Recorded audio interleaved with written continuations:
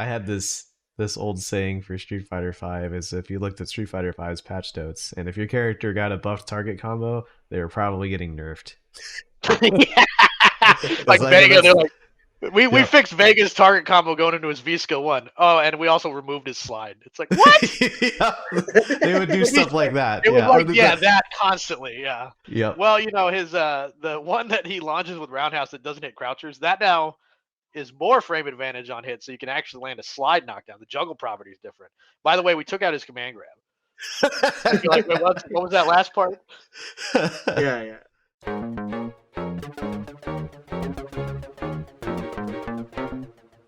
Hello, and welcome to the Absolute Guard podcast. We're a competitive fighting game community podcast examining history and current events from the lens of the Arizona grassroots scene. Yes, welcome. This is episode 84. We've got this now after a couple false starts, as John just called them. But we're good to go now. Today on the show, we have King Hippo, and the most recent thing that's happened is the Street Fighter 6 Akuma release and basically Season 2 patch. How's it going, Tanner? Going pretty good. Good. I haven't been on this show in a while, so it's fun to be back. Yeah, it's been. You're always the one we call when we want to gush about balance changes. So true. Call me up and be Tanner. like, I love minutia. I love numbers. Yeah, Tanner, a great player, and then also, real big on the technical side of things too. So, yeah, always a good discussion when it comes to that kind of stuff. Yep, the scientist. I guess so. Yeah, I'll take it.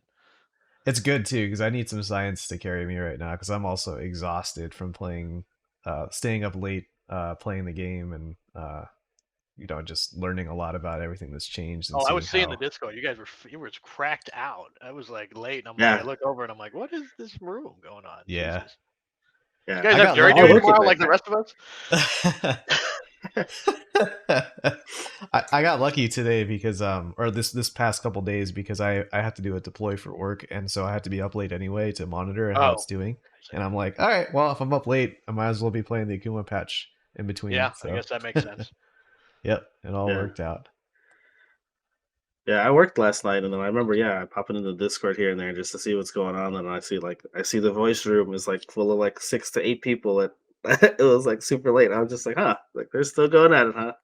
Yeah, before I went to bed, I was like, geez, man. It was like Tuesday night when they took the game offline for maintenance in order to actually release the patch. We were already in Discord on Tuesday night, like playing offline and just going through training mode and trials together. And sharing screens of each other's and like seeing what we were labbing because we all played different characters too, right? Yeah. So and there was like a 2 to 3 hour period. I felt like where it was offline and you could play it, but they didn't have the notes up, so I was kind of trying to figure it out. Yeah. And you're refreshing Twitter constantly, just seeing what other people are finding too. Oh yeah, big time. Search the hashtags, It's a like a weird community experience. I think when these like I haven't gotten this feeling since the game launched, really, because the minor patch was minor. Interesting in itself, but there wasn't a lot to explore. But there's a lot to explore. Some people do Taylor Swift listening parties. Some of us hop in Discord and just do moves over and over. The math changes. It just is what it is, People are many things to many people. So how about it? It was interesting. I was looking at the sim Discord here and there, right? And then there was one guy, somebody was like figuring out stuff, and they're like, "What are you doing?" He's like, "I'm literally just going through the game, and I'm like testing everything and seeing what changed." He's like, "Oh, this startup changed or this did," and he's just like, "Oh, how'd you know that?" It's like, "I'm just going through the motions and like making notes," and I'm like, "Really?" Do the tech I did. I had the FAT app up, and I was just doing the moves, and I'm like, Yep. I would get less and less excited the more I did. There's like 2 moves, and I'm like, yes. So that's how I checked, but I'm sure there's more rigorous methods. I mean, there were rumors about like Phantom Chun-Li changes, or like changes to Chun-Li in the Japanese reported from their look test. Fireball slower. The fireball slower, exactly. And the first thing I did is I threw a fireball, and I'm like, oh, it's 45 frames, and then I'm like. Well, what was it before? I don't remember. Yeah. And I had to go to FAT. Just like everybody who says that, they're so full of shit. Oh, look, like, I can feel the difference. You can't. You tell the difference between butter and I can't believe it's not butter. Get out of here. Yeah. So yeah, I mentioned Benny when I was talking to Tanner before you hopped on the call today. That this episode is probably just going to be a Street Fighter 6 gush session. Well, that's basically what we do. Is we just kind of talk a lot about the game balance and what stuff we do and do not agree about. And the reality is that every character has changes, and so we're not going to get through all of it. Frankly, No. we'll probably end up talking a lot about it next episode too. So Yeah. strap One yourselves thing I in, did want to audience. talk about, since we do have King Hippo on, I thought it was interesting because he posted one of his previous, I think it was Discord messages about like the changes that you uh, wanted or were expecting back in November. Mm-hmm. And like, can you kind of walk through that and then kind of explain like what was your thought process behind that? Because I didn't bother to look at the Discord and see what if there was any more discussion about that. But was it more based on to like kind of like what you wanted to happen or what you kind of expected? So I will walk through that, but before I do that, I'm going to take my victory lap because when you're 6 months out and you're right, sometimes you gotta revel in it for a little while. Nice. No, but so back in, I want to say it was like November, we were just shooting the shit in the Discord, and people were putting up their Mhm. like proposed changes and stuff, and it wasn't for, I don't think it was for character specific. We were like, what system changes would you want? And I Right. always like, because I'm very boring, I like to do like pragmatic and my own, like, and just see like what's the best combination of the two. Which again, very Mm. boring, but that's just how I work. So I have always thought, and I know John and I have discussed this a lot when we were first playing the game, when we were playing the PC demo over, what was that wacky service you guys use? Parsec. Parsec. There you go. The Luke versus Ryu matches. Yep. Parsley. I love it. Um, no, but when we were talking about that, and I felt even from the very beginning that Street Fighter 6 was much like, because I've the gold standard to me of this is like Virtua Fighter. It's explicitly well designed, where you could see there's stops and starts where things should work and where things don't work. And Mhm. even though 2D games they're wackier than 3D games, like Virtua Fighter, it's like hard coded. If you sidestep this move, it will never hit you. If you Mhm. punch during a throw, you will always win with the punch. There's stuff like that. That's just like, that's how Virtua Fighter works. Tekken is much wackier by design, but 2D games have always had the wackiness of like, well, hitboxes interact in certain ways and you can't predict it. But I just felt Yeah. that Street Fighter 6 was much more well thought out than a system like Focus Attack or V Trigger and stuff like that. So the main mechanics I thought were really sound. Obviously, um, things don't always work out the way you want it to. It's incredibly difficult to predict while you're making it, how it's going to turn out. And I don't even think that the balance and stuff is a huge concern for like many members of this team. Many members of this team, their whole job is to make World Tour cool, and that's Yep. all they care Mhm. about. So Yeah. I it's Avatar agree. probably customs. a few people that really care and pay attention to what's going on. And my point with that is that when you look at those patch notes, and we'll get to it later, it really does feel like a couple nerds spent the year minutely going over every single thing and made the least sexy changes possible that have the biggest implications. But it's, as far as like, can you advertise this? Like, I mean, look at that trailer where they're like, look, Lily can link off her crouch medium kick. What the fuck was that? Can you imagine someone like, well, I wasn't gonna buy it, but goddamn, Lily can link off her low kick. Wow, Yeah. Yeah. sign me up. $70 right now. Yeah. So when I was thinking of changes, the one thing I thought about was I looked at how the metagame was playing out at a high level at the time. We were right near Capcom Cup. I think this was right before Capcom Cup. And we kind of at that point had kind of established pretty quickly, okay, you know, um, getting in the corner sucks, and you will lose games Mhm. just because it happens. And drive rush canceling off a low kick is like really, really good. Maybe a little too good. Maybe not Yeah. too good, but it's like it definitely dominates like who's considered good right now, right? Because not every character that has one is great, but if you are great, you probably have one. So Yeah. I thought about that and said, okay, so I think those are fine. You don't have to get rid of those ideas, but perhaps a slight tweak that's not like an atomic bomb that'll set everything off, but it will definitely change things up a little bit. So my thought was, my original idea was that if you do a low kick and go into driver's cancel. I think previously the scaling was it would go 100 and then 80% scaling. My suggestion was to go 100 to 60. So therefore, it would be a pretty significant damage decrease because of how good it is, which I thought was only fair. And then my other suggestion was, and I kind of cribbed this from Mortal Kombat 11. Mortal Kombat 11, they had a perfect parry of sorts, a flawless block, and there were two moves you could do out of it, and one of them didn't. You couldn't like link off it. It wouldn't let you do a combo or anything, but it would be an invulnerable kind of knockback move, and you could do it while you get up too. And so I thought, okay, they're not going to make new moves for this right now. So what's the least, like, okay, I don't have to put a ton of work into this. Just take drive reversal. So I'm like, okay, drive reversal. Just take that and make it so you can do it as you get up. And maybe as a consequence, it has less damage, or as a consequence, it's maybe more punishable. And I actually I was so conservative and unfun with this that I said, maybe it no longer, like, it's not actually invulnerable like the real one is. Like, you can still beat it with a strike, but it'll beat throws and armor. So if you try to drive impact somebody or you try to throw loop them, you would still beat them.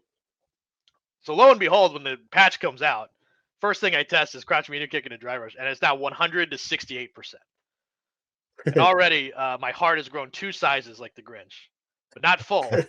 And then, of course, we got the news about, I think a long time ago they showed this off, that you could do the drive reversal as a get up move now, and then I became full on Grinch 4 times. My heart grew 4 times, and after I got surgery for my enlarged heart, I realized that wow, they actually just took it and they did more. It's fully invulnerable and it's still -6. Although I think they changed to the pushback is not so bad, so like you can get a punish pretty easily. But they did like exactly what I thought. I thought that was like the bet. Like I thought that was the most cost. Like you wouldn't have to draw up new moves, and it would definitely slow the momentum of the characters we all thought were the best. So yeah, it's pretty crazy that it turned out just like a hippodamus is what they're calling me. Yep. Self-proclaimed hippodamus. Yes. Self-proclaimed, yes, very clear. Yep. There was no committee that made this decision. Yeah. So overall, like, do you agree with the changes that were made? And like, are you like happy with the general like system changes that they at least have done to this point? Oh yeah, big time. Like as I said, I really did like how the game was. So I didn't want to see it like greatly altered because people bitch about perfect parry and all this stuff. I actually think it's like pretty smartly designed. Now, if there's a little, like even when they decide, I think now it's like the punishment when you perfect parry something, like you don't get as much drive gauge bag, and I think you don't take as much from somebody else. I think that's the change they did. Yeah, they basically cut the damage in half. The drive damage. Drive damage. Okay, the drive. I was saying the damage. Like, could you cut it more? Jeez. Yeah. So if you back throw or it used to take one drive parry bar like as a punish counter, that still occurs if you throw somebody out of parry, but if you perfect parry, then it applies that scaling essentially to the to the drive damage. Which, like I said, that's not a sexy change. Again, you can't advertise that in a way that's like, oh my god, how groundbreaking. But it is like a little like reprieve, and same with the drive reversal, getting up off the ground.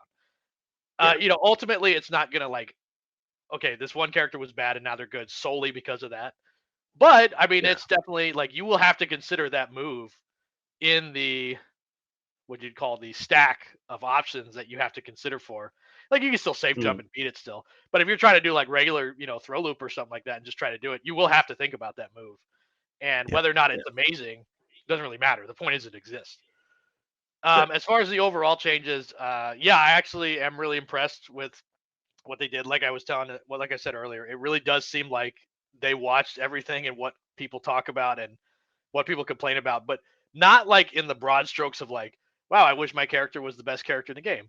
Not like that, but like these little annoyances that crop up that no one who doesn't play them would think about, but they're like totally true.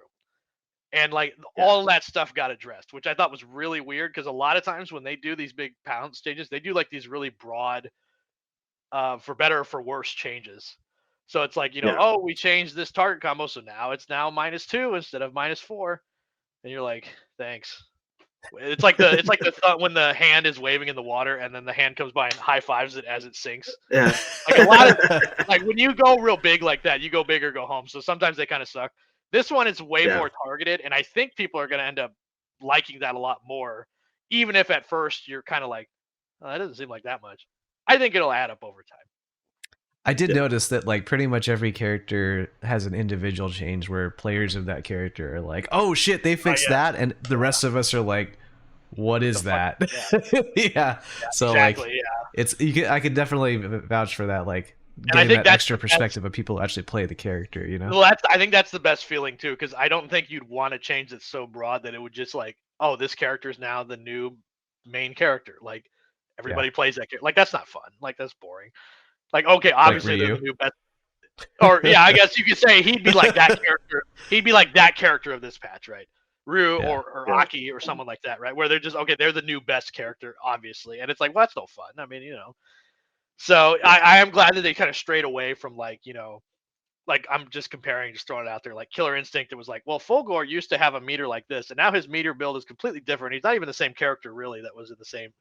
And it's like, well, that kind of is weird. Well, I don't know why you did that, but that's cool, I guess.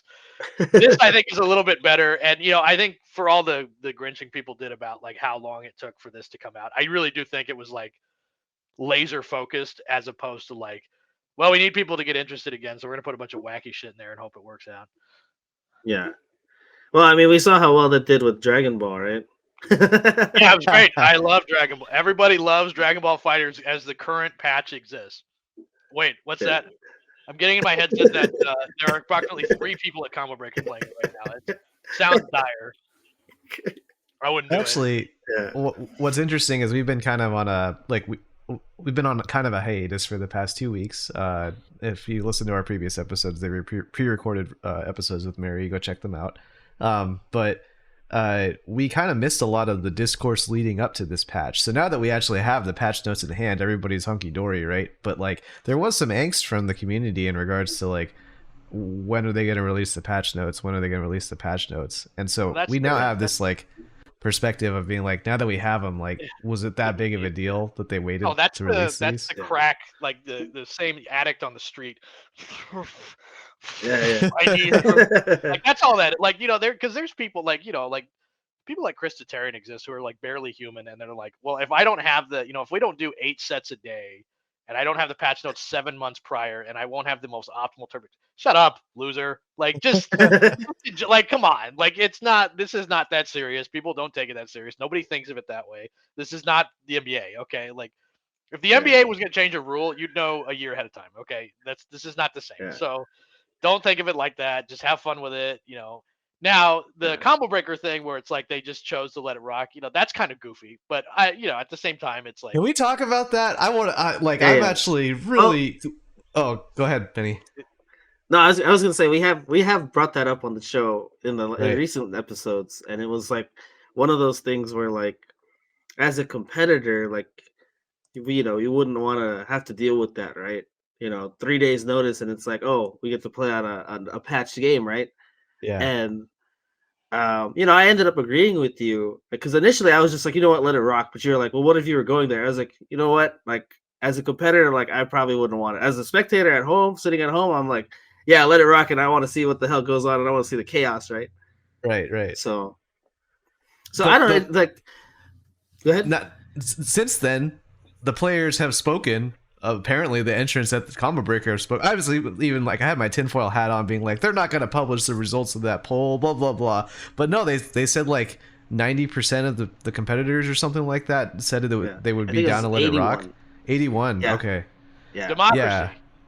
Yeah. So I mean, I was gonna say, props to the Hado Rick for taking the poll and then having the balls to just what, this is what the people that registered, it wasn't just sent to everybody, it was sent to the people that are registered and paid and going there. So it's to the competitors, and this is what 81% of them want. So 4 out of 5 of them are going to be like, hey, yeah, this is exactly what I wanted, and you can't complain. And you're going to have that one person that's going to be like, I told you so, look at this bullshit. What they should do is they should poll top 32 and see who voted. Like who voted to. Ooh. I think that would be That would be interesting to me because again, like half that bracket's going 0-2, so they're not going to give a shit if the patch is running or not. But on the flip side, you had this other problem where it's like the patch is live now. Do I want to be playing on an older version of the game? How do I practice on the older version of the game? You know, To me, that's the biggest fucking yeah, like that because like first of all, well, my own opinion is that I played NetherRealm games. They would patch the shit out of the games in the tournament. So as far as I'm concerned, all you bitches Yeah. can burn because I've been through that. Yeah, you guys are the first trailblazers on that. Oh my god, some of those were rough. I mean, some of them came in hot. We didn't even know they were coming. So like at least this one you knew it was coming. So but wasn't there one where there was a glitch where it was game breaking and they had to ban it mid tournament? It was like a female character in Mortal Kombat, right? Yeah, I can't remember what it was off the top. She summons bugs, I think. Yeah, it was someone Devora. Yeah, and Devora. So yeah, so I've dealt with that before, and it's not fun, but it is what it is. The only thing I will say, the only thing I don't like is like the way some people have said like, well, it's not even on the CPT, so who really cares? Which is such a dipshit way to think about like the biggest major for your game in the United States. Like, how stupid of that is. Like, well, it's not it's not on the CPT, so I mean, does it really matter? Yes, yeah, of course it does. Come on, like that's even if I agree with what they did, that's a stupid reasoning. Like that doesn't make any sense. Yeah. Combo Breaker is celebrated as the best FGC major, the best grassroots FGC major, at least. Yeah, that's so like when people say that, I'm like, dude, just quit glazing Capcom for a second. As we dedicate an entire podcast to a document that some Capcom. Now, let me talk about how their designers are geniuses, okay? Yeah. No, that's it. Like the one thing that came to mind, like when I think about that kind of stuff, like you brought up, that happened with like NetherRealm games, but like I remember, this was back when I was playing Fortnite, or I don't know. I think I might have stopped by that point, but I remember there was like a big like kind of online tournament that they were doing, and they patched this like I think it was a sword into the game. It was like a hidden collectible that you could find in the game, and like you picked it up, and all of a sudden like you were killing everybody with this sword, right?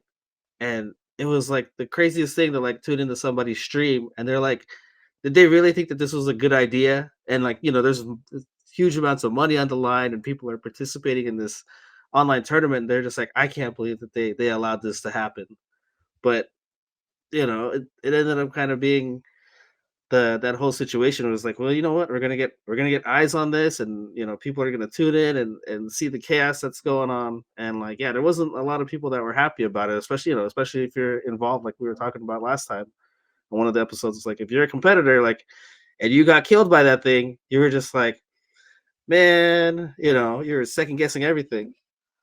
I was thinking about that after we shot that episode too, and I was like, I wonder if it's correlated with how far away from Chicago you live, because like if I lived like for us in Arizona, it's like, hey, I have to pay $3,000 to fly out there and get a hotel to stay there, right? And then that goes down the drain because now my practice is invalidated with my character if I play DJ, for example. But now, like, if I was in Chicago and I was like, yeah, I'm just gonna drive over and see what that tournament's all about, maybe they're inclined to be like, yeah, let the patch rock. Yeah. It's correlated with how far away and how much money you spend to actually get to that combo breaker. Mostly outside the Midwest, though, if I had to imagine. Yeah, probably. 90% is I'm just saying that's such a huge range of entries that I'd have to imagine that there's a significant amount of non-locals. Yeah, that's fair. Yeah. But I think it's I think there's obviously the logistical answer which Benny brought up where it's like, okay, are you really gonna not connect all these consoles to the internet for a whole 3 days? Really? Or is that really how it's gonna work? Somebody's gonna die in this process. I'm just gonna let you know. And then it's like, so that's not gonna happen. And I've always said this too. Like there are certain things that like old ballers like us would say like that's not competitive integrity, but like it doesn't really it's not going to win out in the end, and maybe sometimes that's okay. Like it's like when people like the at the final at the Capcom Cup, they're like, well, the player from Johannesburg is not quite as good as the Japanese player. Who gives a fuck? Like I know that may be true, but like it's better to have the diversity amount of world countries playing than it is like, oh well, maybe some of those weren't really that good. You fucking nerd. But this one I think is definitely more nuanced than that. Like I think that answer is pretty simplistic. This one I think, like you said, there's merits. I see John's side, but Benny bringing up the logistical portion too was very important. Where it's like I think they would have been screwed either way. Yeah. You're gonna piss some people off. It is what it is, but it's a rough choice. It's not your fault. It just happened that way. So. And that's Yeah, also I mean, completely discounting the spectator perspective, where they do want to see the latest patch, and it's going to be boring to watch. They want to see Akuma played, right? It's good advertising for the game. It's entertaining for everybody. So that it's interesting having to share that space now with that the fighting game community competitive side with the spectator side. So yeah, exactly. Yeah, that's what you're saying. Like, for the couple thousand people that are in attendance, versus the tens of thousands that are going to watch this on a stream. You know what I mean? Like, that's a huge thing you got to take into account, because it's just like if you're playing the old version, people are going to be like, well, I don't want to tune into this. And it's not even like the same game at that point, really. It's it's just something different. And because I don't think as far as I can tell, I don't know if there's ever been like short of like okay, a console version came out that kind of blew, so we went back to the old one. I don't think there's ever been a situation where it's like there was this patch, we all agreed we're not playing it. Yeah, get real. Like in 2024, no, it's not happening. How about Super Street Fighter 2 Turbo HD Remix? I was gonna say, well, that's a different game, so that's different. Oh, that's fair. Okay. I'm saying if you had a new game and you you had to undo a patch, I don't think it's gonna happen. Like, if you didn't like Third Strike on PS2 or whatever, you'd be like, well, we're gonna go back to the fucking arcade. You could do that, or like I didn't like Alpha 3 Upper or whatever dumb thing where it had like, the PSP one, where it had like Yun and that weird that goofy bitch Maki? with the no, not her. She's cool. The one that like she's got red eyes and like a blue skirt. Oh, Ingrid. Yeah, I like Ingrid. Everyone else hates Ingrid. I get it. Well, you just made that up because she barely exists. But yeah, let's just say that one. My first fighting game was Capcom Fighting Jam, and like I knew nothing about that game and nothing about fighting games. Come on, what are you, a big Red Earth stan? Come on, John. I can see you. I can see you. I can see the lies in your eyes. Okay, you don't like that Leo guy, the lion guy. Get out of here. I miss back when games had emergent gameplay like Red Earth. What happened to those kinds of? When do we get back to games like Capcom versus SNK SVC Chaos? The good old days. we did cite Virtua Fighter as like a pinnacle of balance here, so I think that's like that's considered great. I'm just saying, like, a game like why don't we all go back to playing like KOF 2003?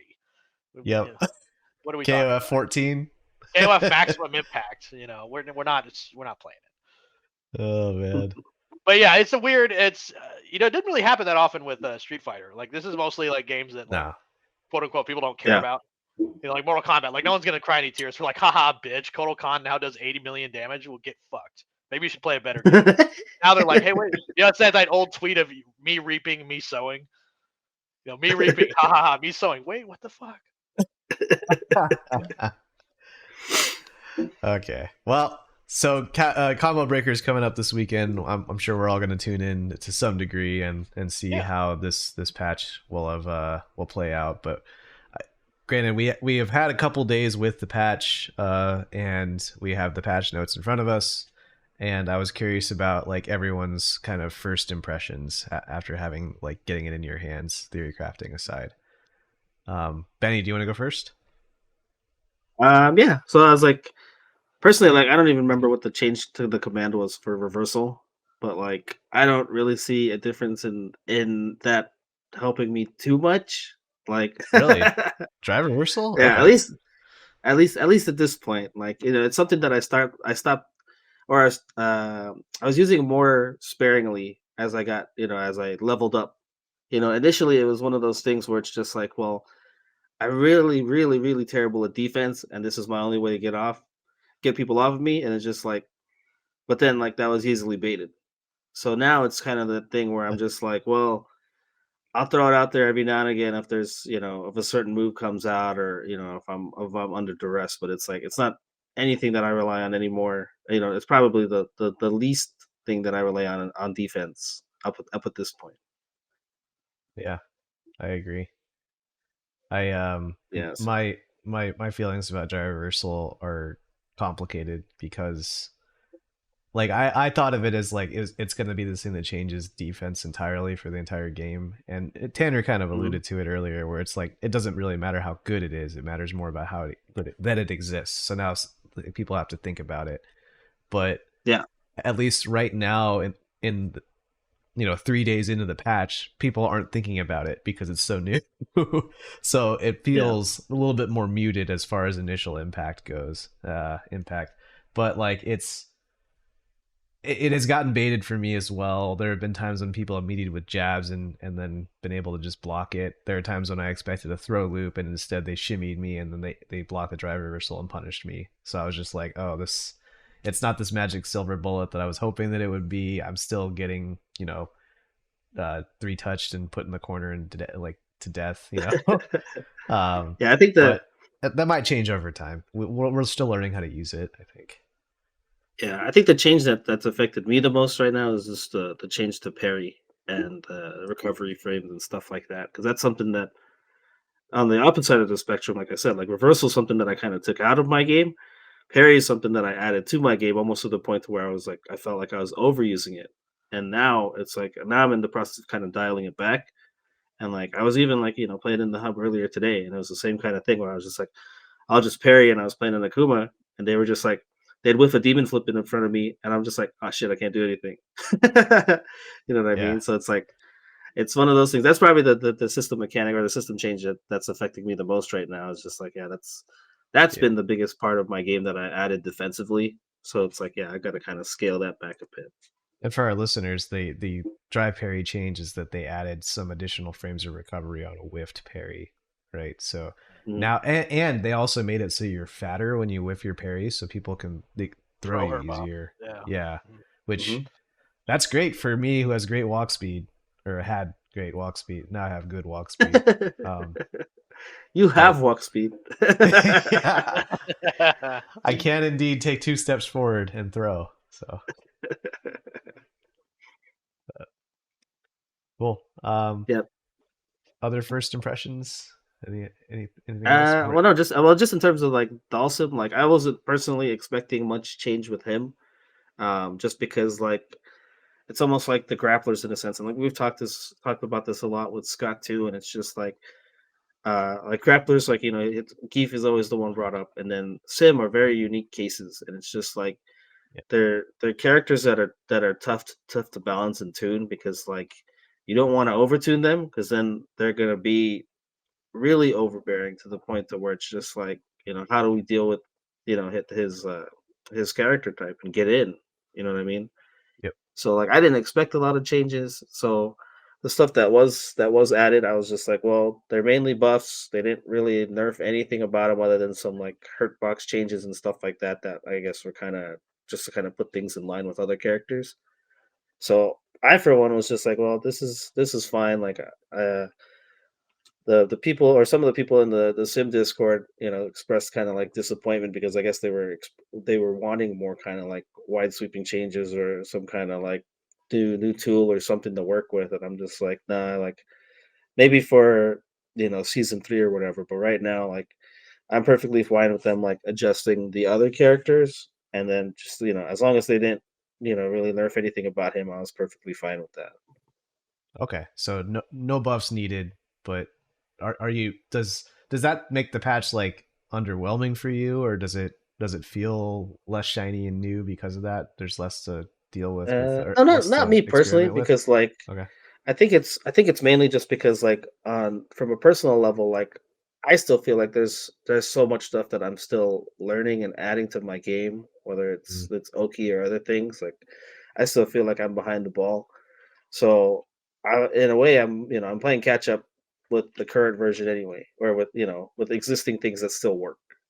sure. So to me, that's nothing. I guess if you had felt like you kind of reached the peak with the character, or um, were kind of just I don't know stagnant in a sense, you would have wanted something more. That, or if you feel like you're at a place to where you don't know like how to deal with certain matchups or stuff. Like I think that's the kind of general vibe that I got from some of the other Dawson players was that they're a little bit or they were lower level than what I was. So like their complaints were more like, how do I deal with these other characters, and I'm like, well, that's more of like a basics kind of thing, and it's not really tied to like buffing the character. Yeah, I mean that's like, that you'll see that Platinum 5 player complaining on Reddit, being like, I know everything there is to know about this game, and I know my character needs buffs, right? Uh, Yeah. and Yeah, but those, then, like you said, like yeah, that's the thing. Like even if they get the buffs, it's like they'll be losing to like not anti-airing or doing some real simple stuff, and it's just like that the buffs that happened, like that didn't matter in the grand scheme of things anyway. Like you got to correct this other stuff. yeah, it's a healthy mindset to have, knowing that no matter what, you always have to keep growing. And so, even if the patch notes, the patch changes your character, that's just another thing on the list to learn, right? Yeah, yeah. I mean, I think the best thing for me is just like the fact that I'm basically in the process of like changing muscle memory from stuff that I was doing. Like the biggest change was to like his stand roundhouse being +3 on hit. So now that's being integrated into combos. It's not just a starter. Oh, Yeah, so oh, that's like I the didn't know new. that. That's gross. Never mind, nerf that character. Never mind. So that's like the new the B&B that Mr. Crimson posted was like the down back fierce drive rush, and then you can stand roundhouse after that. So that's Sure. something that I personally like because like I already have to reset to neutral anyway, and that's a neutral button. Whereas a lot of the other things were like hold down back or hold back their command normals, and I'm just like I'm going all over the place trying to make sure I drive rush and do all this other stuff. So I actually welcome that thing. Cool. I noticed that actually with a bunch of different characters, or pretty much every character. Like even if they nerfed your character, they gave you like one new little trinket to play with. A lot of times it would Mhm. be like a target combo or something, right? That changes the combo route and gives you some Yeah, new stuff. yeah. But some of those Yeah. are like pity buffs. Sometimes, yeah, it's the Well, I don't know because like I remember seeing the like it was like Tanner like the excitement from people when it came to Marissa was just like, oh, this target combo like I forgot existed, right? But then like I didn't know what the implications of that were, and then when the patch goes live, Big Bird's one of the people I follow on Twitter, and I'm seeing him post all this stuff, and it's just like, oh man, you get a mid-screen safe jump off of this. It's like, oh, our corner damage just went up by like 500 or something like that because of this, and I'm like, okay, everybody was like, surface level, just oh, this is nothing, right? Like this target combo means nothing to us, but there's actually like huge buff implications as a result of it. That's fair. There yeah. was like I an mean, it's 80% Marissa combo now on the internet. Ugh. and I think that and I think that's just like like a learned apprehension because like in years past it'd be like, well, in Ultra Street Fighter 4 we buffed Dudley's low kick, stand medium kick, hard kick combo so that now it's +6 on hit. You can't link anything, but it is more advantage, and it's like as the gun is in your mouth, you're like, well, you know what? I think this is okay. I'll live with that, I guess. So it's like you get used to like those little things, like DJ's stand close stand fierce forces stand, except doesn't hit crouchers. So good luck with that.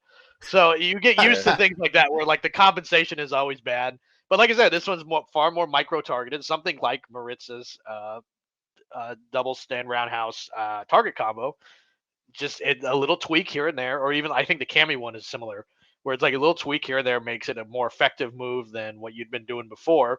Even if it's minor, it's still something new and it's actually useful, not like I now have more frame advantage on hit to do nothing except die faster.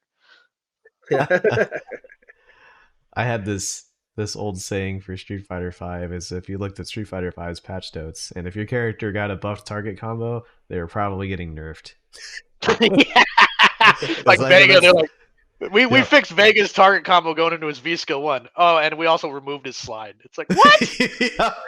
They would do stuff like that. It was Yeah, or like, yeah, that constantly. Yeah. yeah, for Vega in particular, for Claw, they would buff a target combo and then they would nerf like the wall jump and they made a force knockdown universal change and like everyone was like, this sucks. Yeah, exactly. That's what I say. That's what people are used to. It's like, Yep. well, his the one that he launches with roundhouse that doesn't hit crouchers, that now is more frame advantage on hit, so you can actually land a slide knockdown. The juggle property is different. By the way, we took out his command grab. And you're like, wait, what was that last part? Yeah, yeah.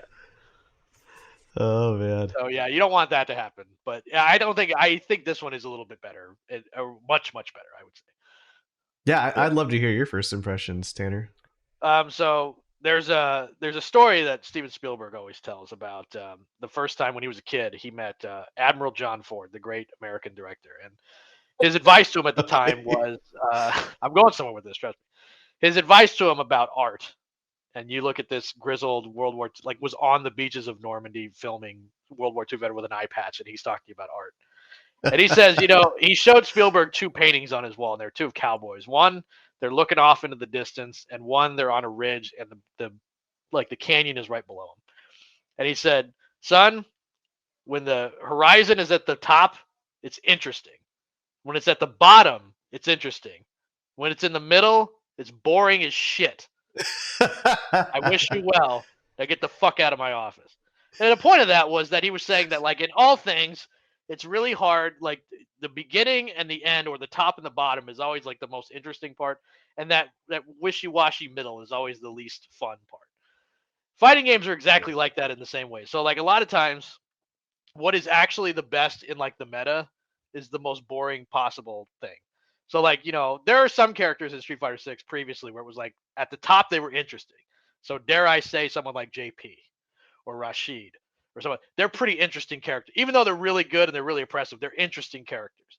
Even at the Yes. bottom, even if in the meta they are not good, they're still interesting. So you got characters like Aki, or a character like Mhm. Honda, Ed.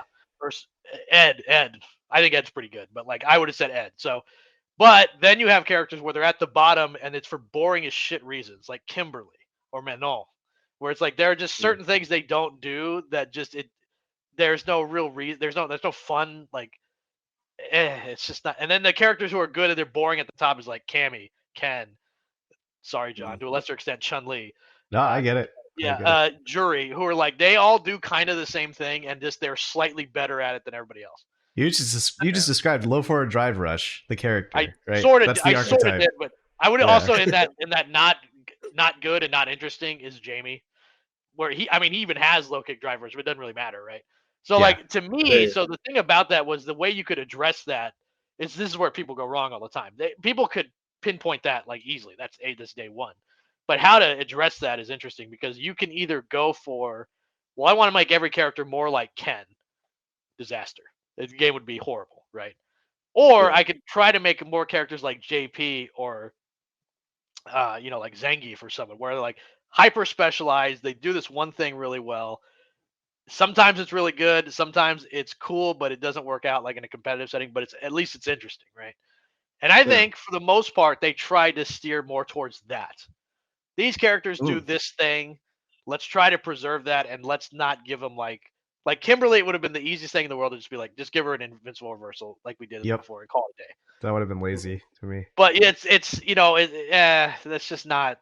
So they tried to do something that was like, okay, well, now her Bushin elbow is a little bit better, and she can not have to use her spray can to do her super, and little things like that where they're like, you know what, we think that with the light, everyone doing damage closer to her with their light, changing of light, light combos and stuff like that. Maybe it'll be Yeah. better for her. Maybe she's already pretty well defined. It will work out. Maybe it will. I don't know. And Yeah. so in case of like Honda, for example, so like Honda, they didn't bite the bullet and just make headbutt like -6 or -7 or whatever. Because we've all seen in previous Street Fighters, Honda, when the headbutt's not good, he's not good, and it doesn't matter. I want to make low punch hands is now plus on block, and every normal he's got is plus a million. It doesn't fucking matter if headbutt and sumo smash aren't good. He's not good. That's just how the character has worked classically. Like in Street Fighter 4, he could do Mm. a million length combos, all that stuff. His headbutt being super negative, so he couldn't use it a lot, was just not good. He just in the end was like a mediocre character, right? Street Fighter 5, it's the same thing. He was like a Street Fighter 6 character, like a proto Street Fighter 6 character. It didn't Yep. matter that every button he had was plus on block and low punch hands was like +3 or whatever. It didn't really matter. Like he still stunk. So they didn't say let's make headbutt and sumo smash just not good anymore, or less of less effective, even less effective because they're not really. They just said let's tone down the extreme derp and go like medium derp, and It's we'll still move pretty it derp, huh? and we'll gatekeep it to certain things. So, for example, Now, Sumo Smash, now the knockback on block is worse. So like, or it's higher. So now he's outside of jab range every time he does it. Mhm. But what they did instead was they looked at OD Sumo Smash and is like, okay, now this is +2. And if you hold the kicks, it delays the fall by 4 frames. So if you try to perfect parry it like you would the regular one, you'll fuck it up, right? You just will. I've seen the timing, almost impossible to tell. And it's +2 on block, so that means you can, and you have the old range, the old range where you were at. Now you can't walk out of the command grab because it's +2. If you hold back, you will get hit by the low kick command grab. So OD butt smash is like the same option. It's just now it's like, okay, well, you actually have to, like, if you want to use the drive meter, you can. If you Yeah, really you have think to about it, commit to you the can. burning the meter. And also Yeah. the situation on hit is way, way better. Now it's a hard knockdown for real. And what that means is I can immediately just whiff jab, and then you have to guess between command grab or stand medium punch, Yep. and hope that or I can just do nothing, right? So like I don't have to think anymore. I quoted John the other day. My offense is great when I don't think. I don't have to think anymore about it. Like I don't have to dash up and hope he back rolled or something. I don't have to think about Yep. any of that anymore. So that's a really good. And then the other thing about Honda that was really unique was that, and I think anyone who's played against Honda kind of realizes this. Headbutt is like, kind of tough to deal with sometimes, but ultimately it's like, okay, if I am just kind of batting into shins and like kind of just hitting him with big moves, he can't really like if he hits like crouch, if he hits standing medium punch at long range, he can what's he gonna do? Fucking super one me afterwards? Like they're just like there was, or he'd have to risk the drive rush even if whether or not it hit or didn't. So it's like Yeah. at the mid range, like, oh, he hit me with crouch medium kick. Well, I guess I'll just go on with my day. It's just it didn't. You could hit it and then nothing happened afterwards. Like I said, you may be able to super one if it counter hit or punish counter, maybe, but that's Sure. not very Yeah. good, right? So ultimately, he does do big damage, but it's in very minute part. If he lands the J. Robert Oppenheimer, or he does, Standing or heavy he, punch for those uninitiated. yes, or he does the, if he gets the big combo, like his jab, drive rush damage is pretty good, but it took a lot of drive gauge to do it, and the corner push was good. He got a safe jump afterwards. But ultimately, his big damage was coming from like when he got level 3, which is just like every other character. So that wasn't like Mhm. ideal. So what they did was they said, okay, we will make his stand medium punch now. It's +6 on hit. So that means if you whiff punish with it, it's +10. You get to do stand medium punch again. So you get to do the double medium confirm, which again, every freak who's top tier can do that. But Honda couldn't because his move's too slow. So now he actually has a move where if you're whiff punishing with it, and it's a move you're going to be pressing all the time anyway because it's plus on block, so you might as well. You can double hit convert. You can go 1, 2, drive rush, do it again, stand fierce, launch, and now you're doing like 3,600 damage or whatever. When that just wasn't an option he could do. Also, they changed his crouching medium kick. Now when he does it, it's +6.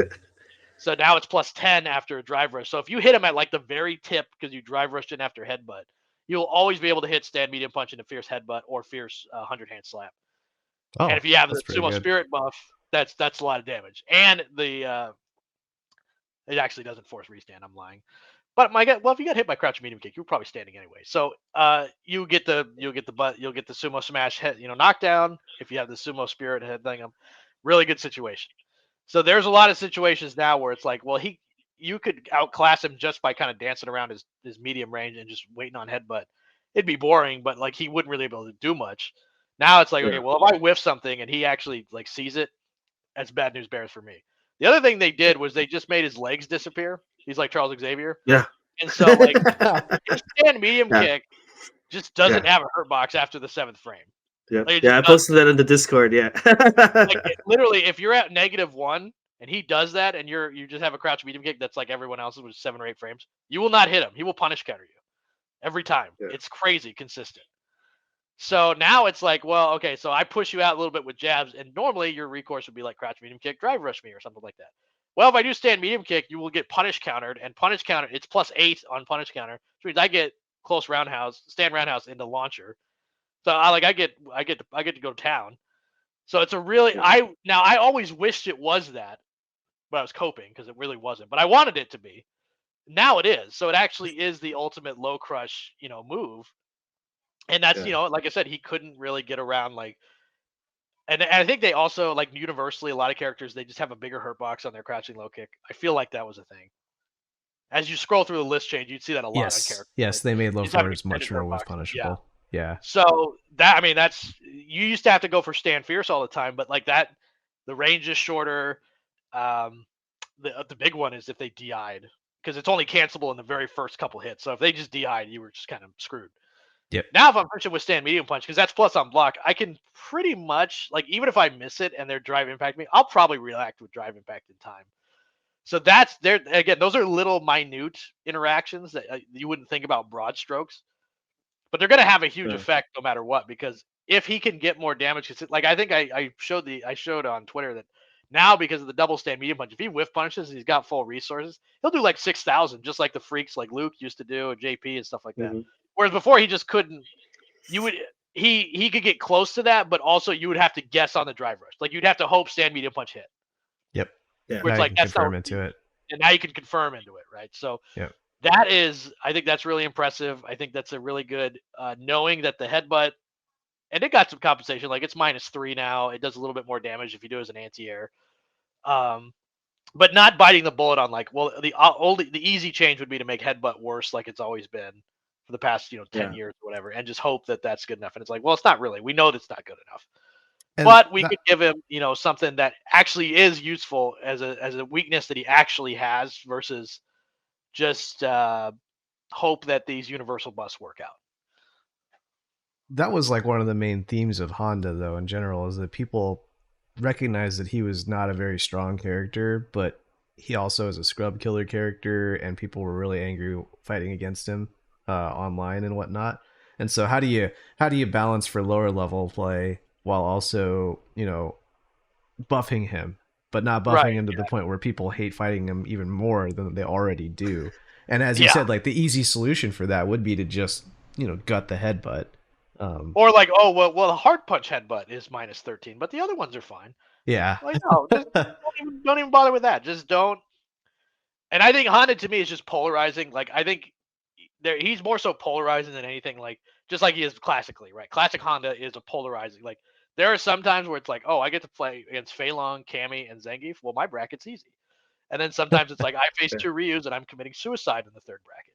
So to me, he should be. I think that's the best way he's always worked out. If he's just overwhelmingly good, huge combos, and the headbutt's amazing and invincible and all that, I don't think that's as fun for anybody. But I think when, like, it's like Dalsim. Like when Dalsim is like ultra good, like stupid good, whereas dive kick is like amazing and everything. It's just it runs the game, like what Benny was talking about earlier. Yeah, right? It does. Yeah. And so I think the polarizing part is more fun.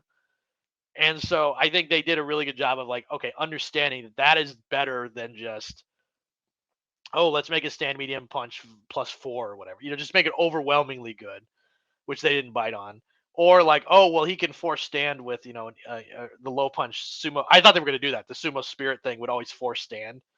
But I think, again, that's also like taking the easy way out. It's just like, oh, he can always confirm into that, and it's easy. I think you shouldn't do stuff like that. I think there should be some skill.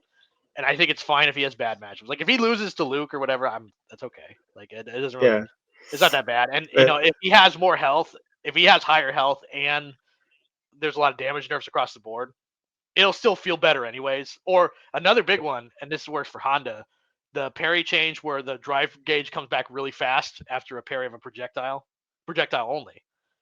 I think that's a really smart change, because I do think you'd see a lot of situations where people are parrying projectiles as they should, but they're not gaining on drive gauge because they're holding, or they keep tapping. So they're losing gauge, like ultimately lost a gauge because they were just parrying because the projectile strengths were varied and they had to keep tapping again. But I think now it comes back in like much less frames. Like you get the drive gauge starts coming back immediately. So I think that is a good change too, because then I'm not like accidentally drive parrying myself into burnout. Yeah, it says here, after absorbing an attack, the time until the drive gauge starts to auto regenerate has changed from 60 frames to 20 frames. So from a full second to a fifth of a second. Yeah, exactly, right. Yeah. That's definitely that's something that'll definitely come up, right? So if you have troubles with projectiles, that's always going to be helpful that you have something like that. Yeah, that's something that I took advantage of too. Like when I see people that were close to burnout, was just like, you know what, they're parrying my projectiles. Let me keep throwing them. Yeah, and it's just like, oh, look, you burned yourself out. Or you'd have to avoid it. Like you throw a slow one, and it's like, okay, I can't block this. I can't parry it. I Yeah. have to avoid it. And it's like, well, now I'm drive rushing in with like back medium punch, and I'm dead. Like it's like because I jumped, right? Because I had to. I had no choice. Yeah. Here comes the other side of the discourse where people will say, "Oh, that's a nerf to fireballs. Fireballs are like when fireballs are bad, it's not Street Fighter." And you know how every game has had a complaint about how fireballs are Yeah. useless. Like when people I'm hate sorry. on Third Strike, it's because you can Was parry Luke the not? Were fireball. Luke and Ken not the best characters? What the fuck are people talking about? Yeah, Yeah. Get Exactly. out of so here. we'll see. JP, like, come on. Yeah, fireballs. That's the Yeah. thing is Chun everyone was Li? complaining about Fireball Drive Rush, right? Yeah. Oh yeah, Guile. You know that Yeah. that wall DJ, of like projectiles. all these Yeah. characters, Rashid, like, come on, it's a silly talking. Like, if people actually said that, you're not paying attention. Third Strike, this is not right. You know, we're not Yeah. doing crouch Exactly. beam kick fireball. And we're -13 on hit or whatever. You know, it's just different time. Yep. Yeah. Yeah. I think. Oh, that, Yeah. I think that whole fireball drivers thing. I think it just kind of.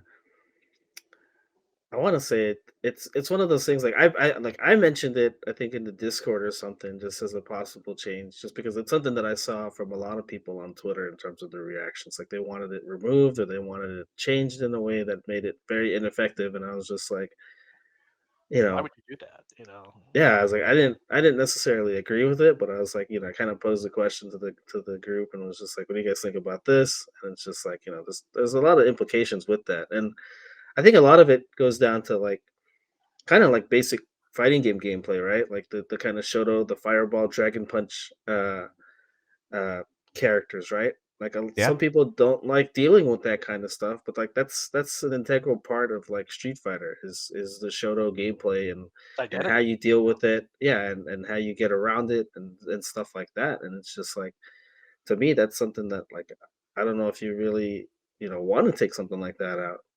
Well, I Even if think we branch it outside of Street Fighter, it's really fun to put a hitbox on the screen and then follow it in. Like in a like Marvel or Dragon Ball Fighters we were talking about. You put an assist on the screen and you follow it in. Yeah, You go in and you do your bullshit. Like people love right. doing that stuff. yeah, So I think that's part of the strength of this engine is it allows everybody with a fireball to be able to do that. yeah, Yeah, And I think don't to take that Benny's away.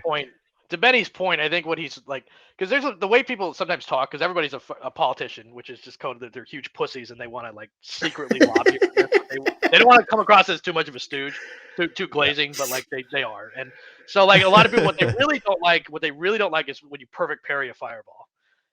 And so they will kind of do this sort of like weird thing about parry and how it's just that it's weird and it's just really not Street Fighter to do that. Really, what they just mean is the parry the fireball. But to me, you'd have to prove that first of all, it's not fucking based and cool when you perfect parry a fireball. Like that's a skill. That's Yeah. not easy. yeah, That's not easy. So it's if it was like dirt easy to do, like the third strike parry, I'd be like, well, that is easy and maybe it's a little different. But like it's hard to do to recognize that you just did it and then like drive rush after it. That's even harder.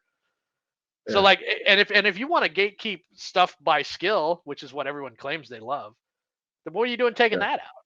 You know what I mean? yeah, Like that is I would say a huge indicative of like the very best players. It's got some of those fucking Japanese players like Hikaru and stuff.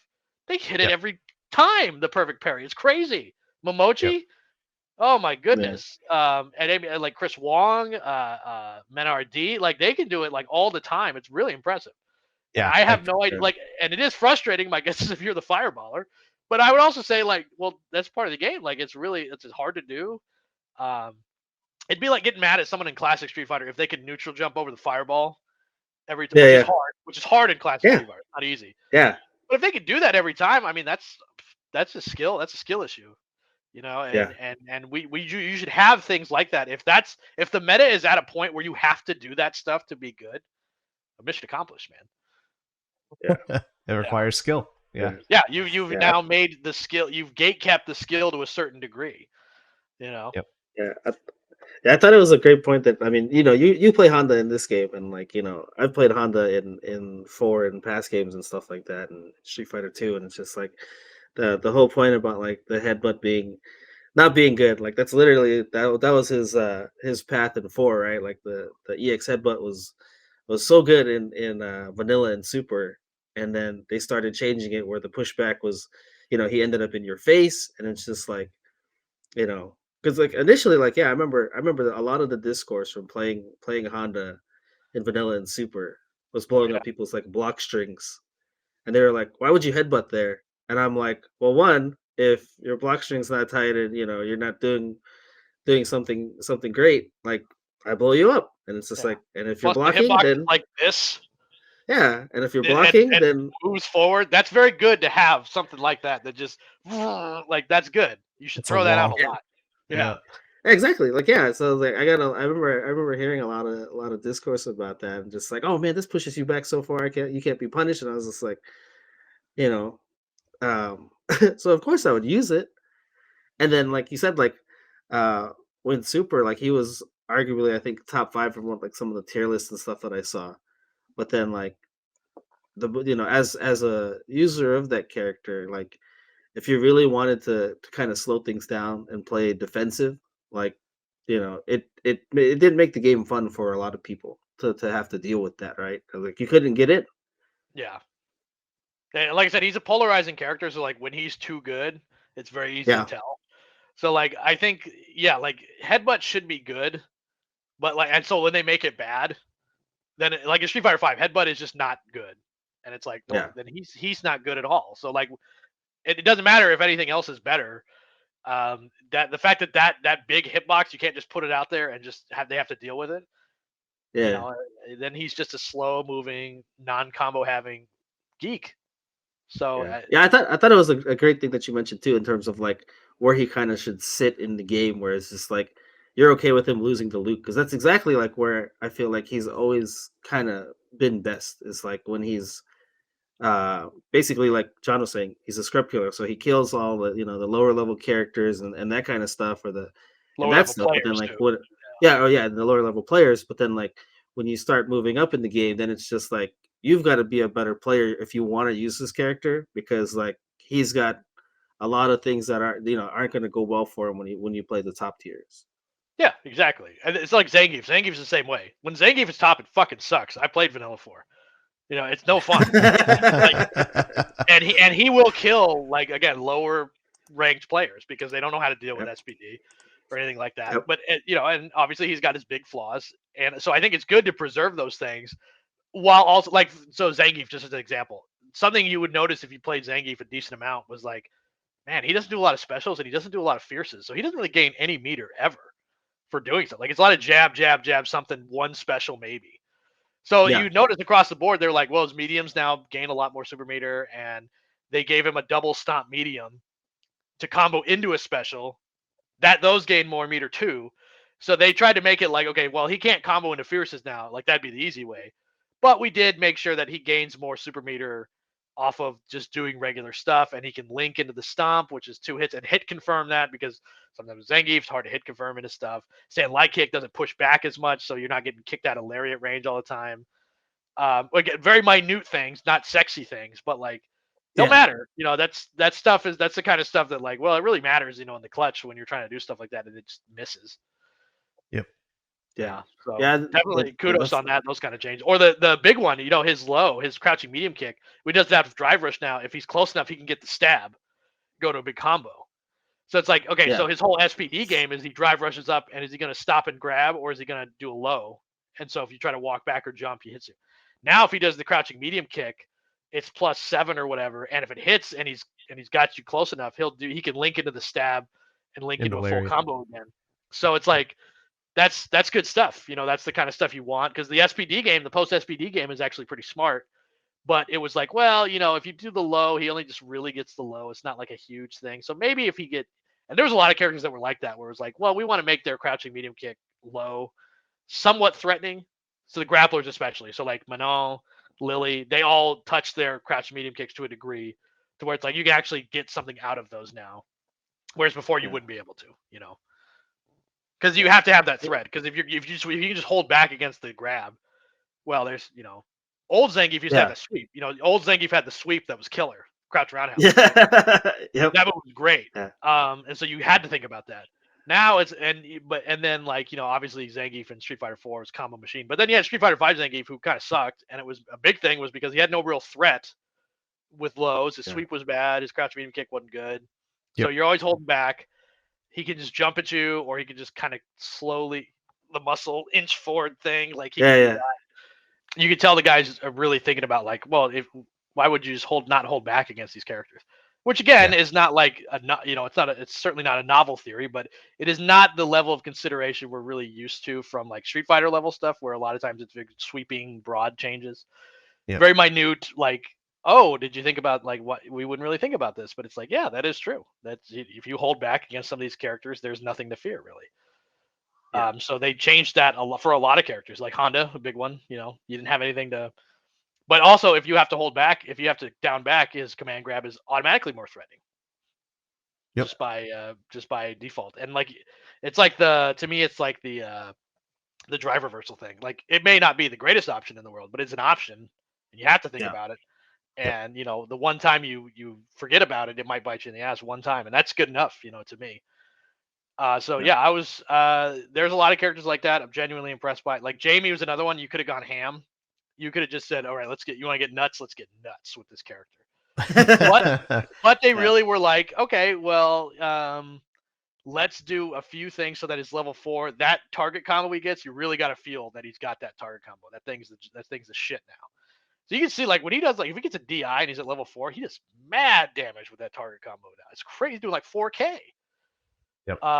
Let's make his super so it links off of like really kind of things that you wouldn't normally expect that you can only get once you have that dive kick or the target or the breakdance. And the breakdance now is like it's invincible for the whole fucking duration of it. yeah, So it really does like the drinks now, at least when they level up.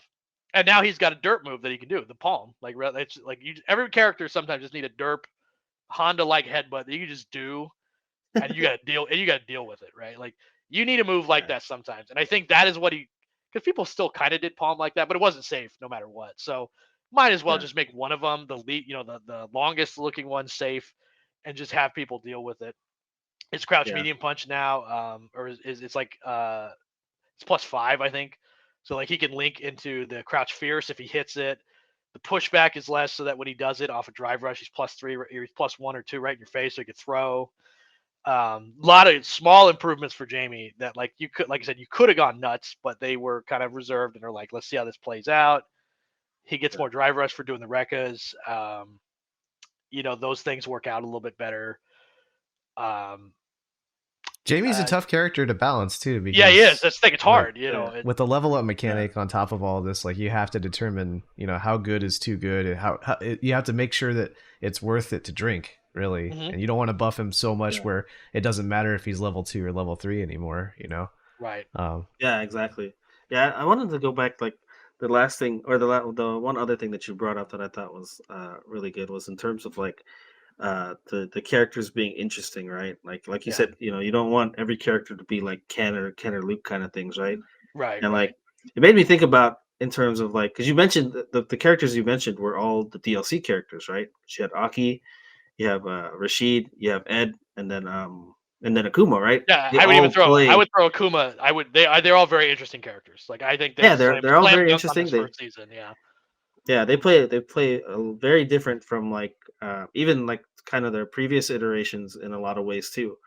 And I think that I don't know if that's going to be a sign of things to come when it comes to season 2 as well because like I'm the more I think about it, I'm kind of more of a fan of that because like, I played Ed in 5 and like the way Ed is now, like he's a lot more complicated than he wasn't for me, but like it kind of makes me a little bit intrigued about what what characters they'll bring in and Yeah. what they Oh, might try to do to kind of keep them interesting. for 100%. Like, cause it was sometimes like disappointing when like Street Fighter 5 DLC drops out and it's like it's Honda, just like Honda, except now it's in a game where he's not good at, and then it's like, oh, Sagat, he's just like Sagat, except it's a game where that's not very good. So it's like that was kind of Yep. Yeah, disappointing. It'd be like they drop these characters and it's like Rose, she's kind of the exact same as she's always been. Come on, yeah, she guys, had some take some gimmicks. initiative. Yeah, Do something new. And yeah, so like with Ed is like a style that has literally never been in a Street Fighter. A mid-range boxer, right? He's yeah, not up close. You don't want to be up close with Ed. You want to keep him out. So that's kind of interesting, right? Like that's not something you've really seen yeah, before. Rashid, where like before he was just kind of bullying you with these big normals, and now it's like, well, he's kind of fast and swifty, and he could kind of come in and out, and he's got like the best Oki in the game almost. He's got these weird kind of aerial tricks. I think that's way cooler than his Street Fighter V, which I thought was kind of plain. Like ultimately, like he did big moves at you, and it was like you kind of had to deal with it. And it's like that's cool, I guess, but it's not like his costume sucks. Like so now in 6, it's like, oh, he looks cool. He's got cool new moves. A+. Aki is like the the version of Fong that like could be good. It's like that's pretty cool. I like that a lot. Even Akuma, like Akuma, you could have just gone as Akuma as he always has been. He just destroys the game once he lands. But they were like, okay, maybe there's a little bit more subtlety to it. Maybe he's got some new moves. Let's take some risks with it. I'm still not on the whole Mufasa look, but I'm warming to it. I'm actually a pretty big fan of Akuma in this game so far, which I think he's awesome. Yeah. I've gone on record as saying like I hate Akuma and I think that he's annoying and he ruins the game and all this other stuff. And I was not excited for when they announced that, even when the characters leaked like years ago at this point, that Akuma was coming back, because I'm just like, he's got to come back because all the edgelords love him, but they managed to make him pretty interesting. He was in Tekken. My favorite Tekken character, Akuma. He wasn't, to the point where they even ported over some of the attacks from Tekken into this game, and he sure did. Yeah, he's just he's a breath of fresh air for me as somebody that likes to play that boring low forward drive rush style. But then there were 3 DLC characters that did not play that style, and so I was like, this is hard. And Akuma is like, oh, I can play this character because I played Ken for a little bit, or I played Chun for a little bit. Exactly, yeah. But he's exactly just different enough where I don't have to give a shit about playing neutral because I can jump in and throw a fireball. What I really like about Akuma was they took a character that I thought was really interesting, but you'll never see him again, in Gouken, and we're like, let's take a little bit of Gouken, put him in Akuma, with his fireballs, right? Yeah. And let's just do the charge fireball, so that way you can vary and the charging attack, right? Because Gouken had that palm move. Now he's got like a volcano fist, right? So it was like, and because you want to see like, okay, well, if you master the Satsui no Hado, how come you're just Ryu but like eviler? In a game with evil Ryu, right? Like so you've mastered the Satsui no Hado. Now you've got like inky streaks after your uppercut. Really? Like that's it? And so like I think they've always had a struggle of like, okay, how does that look? And so now I think where he's got the fireball, he shoots with one hand and he could charge it, and so that is way cooler as like an evolution of the character. And it's just cool to play as. Like I think that is fun. Like the fireball stuff is fun. Whereas with his air fireball, not as good as it's previously been. Yeah, I don't think it's not as good. I do not think it will be. It's good, but it won't be as dominant as it was. It tends to be most of the time. And I think that's good. Like if the only thing that's going to separate him out is the air fireball, why even fucking have him? So I think that's grand. He's got this unique part about this character where it's like the imbalance is part of his legacy. Like him being so good is part of his legacy. So you have to like toe this really fine line of like staying faithful to the character while keeping them fair. Yeah. But if you make them killed too the final fair, boss with one move. One move. He did. Yeah. And that is now in his arcade mode for those interested. Yes, I saw that. It's fucking badass. Yeah. See, that's the thing too. Like, I mean, I talked about like the changing of some of the characters, but it's like they did. I feel like I haven't tried Akuma, but based on like what I've played against and how he looks, like I felt that they've kind of kept faithful to like how he is, right? Like the air fireballs and stuff like that. Like you didn't want to change too much about like what he is, because like I feel like he's got kind of such a loyal following. I think that's why they kind of took liberties with the with Rashid and Ed. It's because like they're only one series in, right? They debuted in 5, a little bit more freedom. And it was just like so it's just like, hey, we can change this guy to something else because like he doesn't have that 20-year history. Whereas Akuma's like, this guy's coming in, he's a badass. Like he's supposed to have a teleport, he's supposed to have this raging demon, all this stuff, right? Like you didn't want to change that. I think there would have been a whole bunch of discourse about that if they had like kind of flipped him on his head and we're like, no, he does all these other things now. They could have done the ultimate OS and just made it a waifu understudy character, right? Like instead of Abel you get Manon, instead of Fong you get Aki, instead of T-Hawk you get Lily, right? yeah. Yeah, Oh same thing at man. Kimberly too. Yeah, Yeah, Kimberly too. Yeah, yeah. But yeah. yeah, Akuma. Oh man. What I actually find really interesting about that character is that they have adapted him for this game. In that, uh, the the strengths of this character, like they they know what's good in the game at the very least, and they know to give it to Akuma. So like having a throw loop and Mm. having a fireball drive rush or having a low forward drive rush. But then like they also like his normals are kind of stubby. And from my or rather, Yeah. that's too blanket. His low forward is very stubby compared to someone Yeah. like someone like Ken Yeah. or Chun-Li, Ryu. yeah. Yeah, or Yeah. Chun. But that Stand Fierce is also godlike. So Yeah. he's got Oh, yeah. really good buttons in some instances, but other instances he's lacking, which Yeah, it's perfectly again, that's fine. fair. Yeah, it's fair. He's And also he's got like the big fuck you move he can throw out that's like -2 or whatever. That like I yeah. don't even think of it, it's coming, but it just is in my face, and it's like, ugh. Yeah, the forward Yeah, fierce, yeah. yeah. Yeah. No, the volcano punch. Oh yeah, yeah. Like, he The can just do that, right? It's because you think fireball, fireball, and then he just does that, and it's like, okay, well now he's here. So like Yep. there was some thought as to like, wait, how is he different than Ken? How is he Yep. different than Ryu? Whereas like sometimes you get the sense where it's like I don't really think you guys really thought out all that much how different these characters are from one another. Yeah, Other because than that's the like one classic is problem yeah. is that they make Akuma so good that he marginalizes all the other Shotos, and those they just aren't viewed as good anymore, and so Right, everyone right. just plays Akuma, and then suddenly the whole game is, there's like 3 different archetypes, one of them is Shoto, and that's just Akuma, Ryu's constantly looking over his head, be like, I don't know what's next, but I'm fucked. Like Yeah, I'm not gonna be the best at this anymore one day, and it will be bad for me. yeah, that's I like don't the know. last Not like 4 not Street not Fighter after games. this last patch. After this That's what I last mean. patch. Yeah, like this, they really thought about that. They were like, okay, like if you want to stand fierce, he's got the best one. They can Yep. get shit off regular hit, and when it's if you punish counter, you get crouch medium kick, and you can go into the Denjin charge just from regular crouch medium kick now. How about that? Like Fucking that's Ryu, man. yeah, they really thought about like, okay, how's he going to be different? This buff's really got to set him apart. But if he can only use it once, that's not really that cool. How do we get Yeah. around that? Oh, I have a great idea. Just this fierce one that was genius. Like when I saw that, I was like, I would never have thought of that in a million years, right? Like because I felt like the buff you got to do something with that, right? Maybe give him The Denjin. 2 Yeah. with the Denjin. Like Yeah. maybe give him 2, maybe something. I would have never thought, okay, let's have him keep fireballs except one, so that he can always have Denjin ready for when he has to use it in a combo or when he wants to be plus on block or something like that. Yep. That's god tier. I would have never thought of that. Yeah. That There's- then like I feel like the. Oh, go ahead.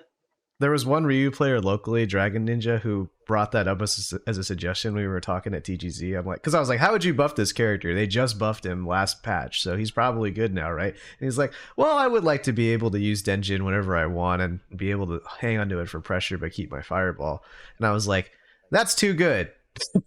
And they shouldn't do that. And I said, maybe if they make it so you burn meter to keep it, then maybe. But then they ended up just giving him exactly what Dragon Ninja was asking for. So shout outs to Dragon Ninja for being right. Me thinking that it's unfair is still the jury's still out on that one, because it might very well still be unfair. This character might have been overbuffed from looking at this list.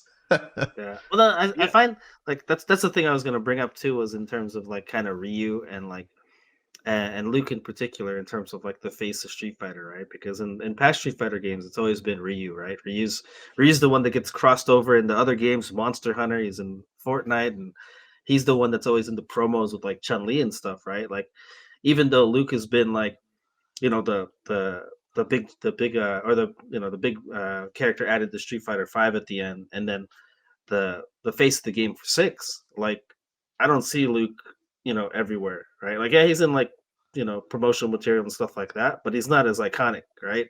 Like people don't. If I showed somebody Luke on the street, they'd be like, they wouldn't know who the hell that is, right? You show them Ryu, and they're gonna be like, oh, that's that Street Fighter guy, or they recognize like who he is, right? Like, Yeah. There's Halloween costumes for Ryu and Chun-Li. There's no Luke costume, right? I mean, that isn't to say that they aren't trying to get to that point someday, though. With Yeah. Luke, they are trying to push him as that. But you're right that he hasn't reached the heights of Ryu by any means. Yeah. You don't know about main character Alex? Just kidding. Or main character But, Abel. but my No, but my point was like more like if you look at like go back to Street Fighter 4, right? Like vanilla and arguably Super Ryu were good, and then they kind of toned him down, right? Where he was just, he's kind of a good all around character, but nobody would consider him top tier towards the end of those games. And then same thing with like 5, right? He started out good, that stupid jump short in season 1, and then he kind of gradually got dialed back. And in Yep. this game, like I felt he kind of started like I felt he was in an okay place. Like he was solid. Like I didn't believe any of the naysayers and the detractors that were saying, oh, like, oh no, he's terrible. Like Yeah. he's not terrible. More He of a wasn't just terrible not in as season good. 1. I always felt he was Yeah, just more of a not quite as good, but you could work with him.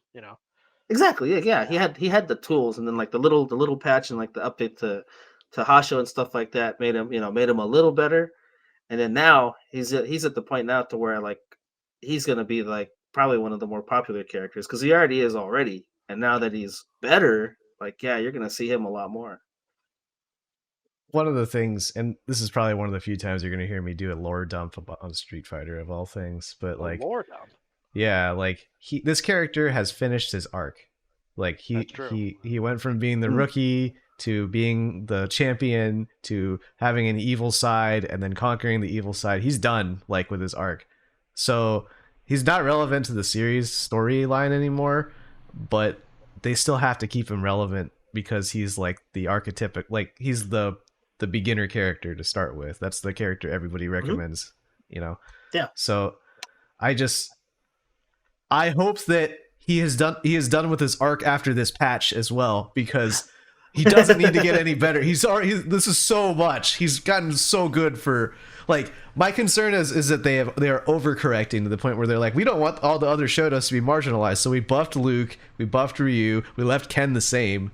Like that's also telling, right? Is that they left Ken the same, so that means that character was busted then too.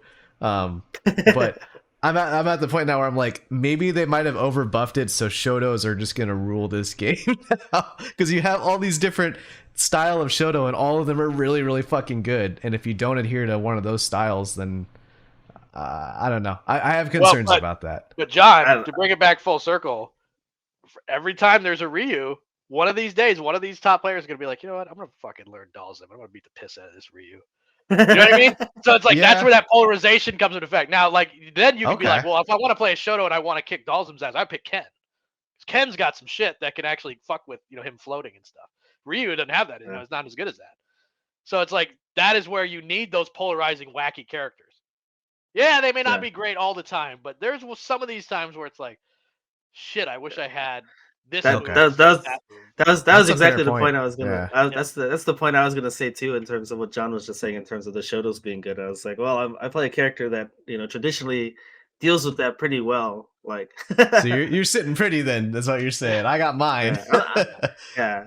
No, I mean I don't know. Like those other characters, like I had a problem with Luke in season 1. Like I mean we'll see how things go with Ryu because like I feel like I always like my description of Ryu in season 1 are the character like the majority of the players I played were they were wild, right? Like they did a lot of unorthodox things and like they were negative here and then they would like try to take their turn back kind of thing, like more so than I'd say Ken or Luke a lot of the times.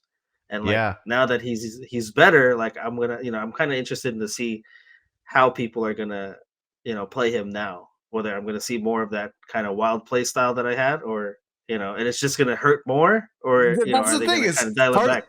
part of the reason why that wild style is so prevalent amongst Ryu players is because the character did so much damage that the reward was worth the brain, like the risk that it was, or Yeah. the brain dead looking risk that it would take to actually execute on that stuff.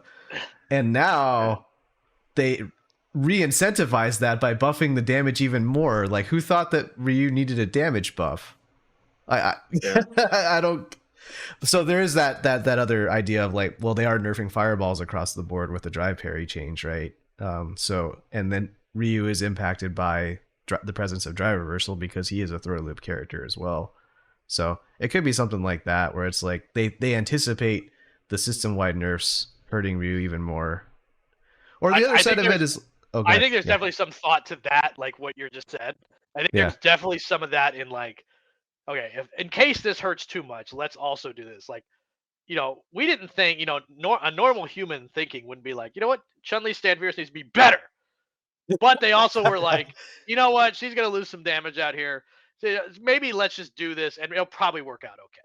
You know what I mean? Like there is some like, okay, if this then that. There's a lot of that consideration, which Yeah. I think is good. Sometimes, like I said, when you do like a target combo buff and then go like, and everything else is fine, that doesn't work out all the time.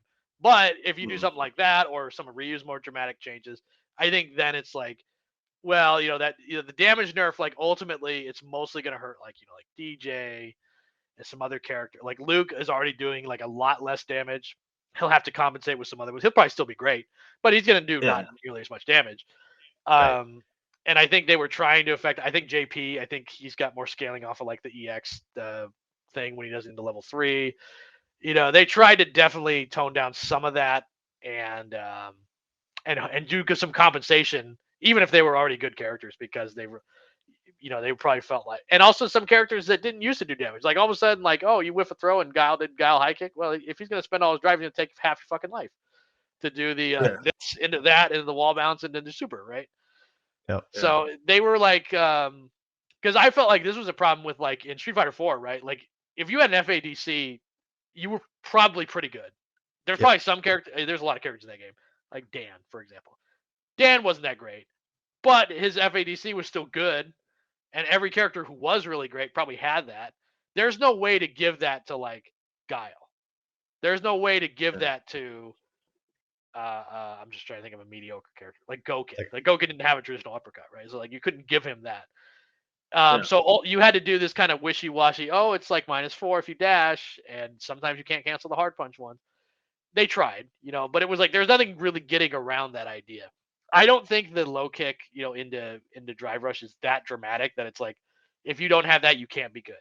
Because we already know there's some characters that are really good that don't have that, right? You got JP, JP, Guile, Guile, yeah. Maritza's pretty good, all things considered. Doesn't have a huge low presence, Blanca. So Blanca has it, to be clear. He has it, but it's not the center. It's not nearly as good. Yeah, I agree. Yeah. So, but it's like it doesn't define the top as much as it did in like a mechanic, like something into V Trigger, like V Trigger plus on block stuff did in Street Fighter 5. So I think you're already at a better place where you don't have such a dramatic polarizing internal mechanic that you have no way of really getting around easily. So we're already lucky there. And I think now you can have this room to play with stuff and just see if it works. And if it doesn't, it's really not that big a deal. Like, let's say Ryu was overbuffed, right? Is he going to become the greatest character to ever live to the point where it's like the game's unplayable? We have a new Leroy or Fakum Ram from Tekken. Right. Probably not. You know what I mean? And like the Dalsum thing is true, right? Like, my guess is even in this game, Dalsum probably could fuck with him, a little bit. I'm sure Luke could, just based on tool for tool, even if Ryu is super overtuned. So like, I don't really see like it's going to become this huge like. We've gone too far, that we need to, he might be the best, let's say hypothetically, but I don't think that's like the worst thing in the world. Because he could be, sometimes you're the best in a boring way, like I taught before. Ryu in Street Fighter 4 being the best because he could do a crouch and mean punch like 8 times into sweep and then safe jump you. That's bullshit. That's not fun. At least that dungeon charge thing is tight, right? Like at least that's fun. Like, yeah. That's fair. And like that's something that I wanted to call attention to as well, is that when we talk about like strength, or power of a character, right? There's a relative and there's an absolute to it, right? And when we say, oh, someone's top 1 or top 5, it's like, yeah, they're top 1 in the context of this game, but that doesn't necessarily mean that they're broken, like they're busted too good if it's an overpowered character. And I think that's where like the FGC I think fails to discuss quite regularly about that kind of stuff, because you have tier lists where you have an S tier that changes based on whoever's writing it, right? Or like there's somehow like 5 characters in it, which is really weird to me, but I don't. Right, and then you have other people that are like make it a tier list more objectively and say like, oh, this game has no S tiers, or there's only one character that should be up at S tier, and his name's Luke, So like, it's just whenever a you do complicated stuff discussion. Like, when people do stuff like that, I'm like, whose feelings are you trying not to hurt? It's really weird, and I don't get it. Like, the thing where they have like, where there's S and A, and like one character in B, like why do that? Who gives a shit? Yeah, do it. Put Jamie in F. Do it, because you know that that's where he belongs, right? Like just do it. Like if you were being honest, you'd be like, you know what? Ultimately, Jamie, he's probably going to be here. That's not to say it's the worst thing in the world, but he probably is one of the worst characters, right? Like pre-patch, you Yeah. would have said that, and there's Yeah. nothing wrong with that. You don't the weird wishy. Well, everyone's actually kind of good. Like I know that because the mechanics make it very clear. You could do a lot of damage no matter what. You know what I mean? Like Yeah. most characters can. I think this like again, even like Honda and Zangief can do a lot of damage relatively quickly if they wanted to. It's just harder. And so that to me is like a big like if you're bad and you do no damage ever, you're never gonna leave that. Like Kimberly's one of her big problems, I think, is that it's hard for her to leave that zone of like I don't do very much damage. Yeah. So she's always gonna have to work around that. And I think obviously they feel that her whatever she is right now is probably good enough. And we'll see if there's a Kim Master that comes out and does stuff. Um, Yeah. but I don't get this whole thing of like I have to again the politician thing. I have to prove the game is not a broken piece of shit that no one should play because that's how people think. Like that, Yeah. you can't get people to play more than one game nowadays. People don't do that anymore. There aren't people that just like, well, because there used to be. Where are the Dans? Remember Dan Amitsu, great man. You would pick up any game and you'd be like, how the fuck is he like 30 times better than I am? And he just played it twice. I don't understand. This is crazy. There used to be dudes like that, right? Like there just used to be like, yeah, that guy, he plays every fighter. He'll probably kill you in the second bracket, but you might get him in losers. Who knows? People don't do that anymore. They only play one game, and so they really feel like they have to do everything they can to like politic and like propaganda game to where it's like, well, trust me, you could pick anybody, believe me. But it's like we know, come on, don't patronize us. We know this character is probably not that great. It doesn't mean that you could never because that's the thing. They'd be like, well, if this character is F tier, because remember that famous thing where Jay Wong like played Adon at one build of Super Street Fighter 4 that probably wasn't the same as the final one. It was like, yeah, I don't think he's very good. And he lost to him. Yeah. He lost to Gamerby, and it was like, ah ha ha ha, Justin. But Yeah, it was like people are it still did saying like that, I think. also like contextually, maybe Adon is better against Rufus than most characters. Maybe we all know Yep. that context exists. We're adults. We can think of it. Well, maybe not all of us in the FGC are adults, but we can certainly pretend that we have the cognitive function to understand. Well, the character just being an F tier is just a matter of context and most likely his matchup chart. It's not really, and it could change. It's not really going to be Yeah. like a death sentence where it's like if you pick that character, you're coping. Yeah. Yep. Yeah, I've seen that a lot with Lily. Like I think I saw a tweet or somebody a screenshot of something where somebody's like, "Why don't you just delete her from the game?" Yeah, which I think that's silly. Like I was actually pretty surprised with Lily where it was like, you know what? They did realize, hey, if you do stand low kick and it counter hits, you get fucking nothing. When it's like that's the only thing she does, right? Like the only even her practice menu tells you she does two things.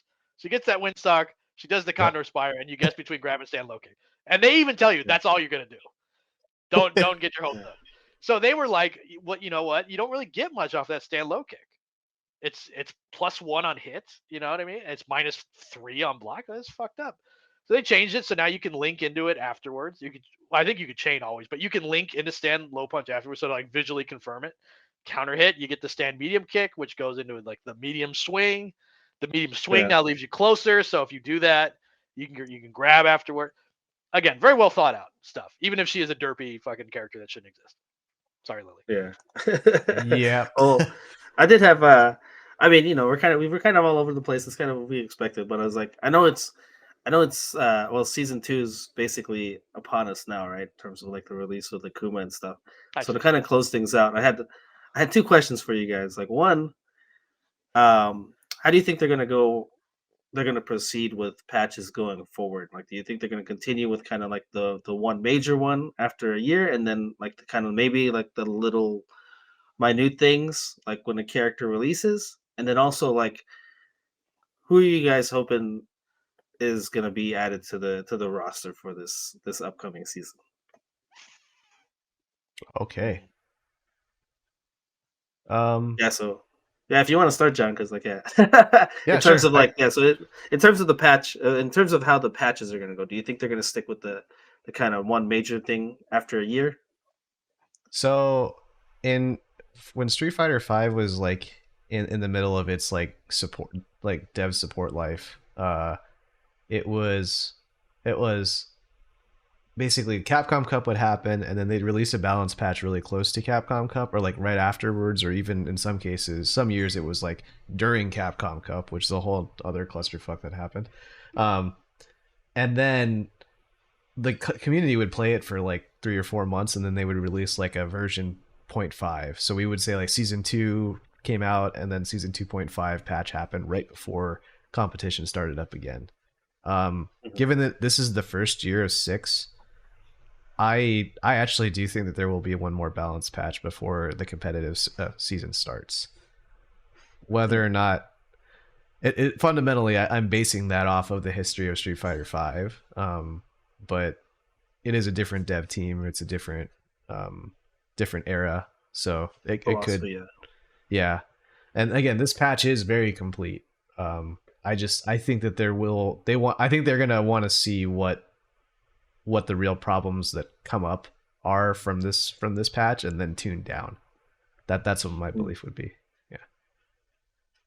Okay. What about you, Tanner, in terms of that? And then we can talk about characters. I think John's probably pretty right. The only thing I would say is I could see one more before Evo, right? Because Evo's in July.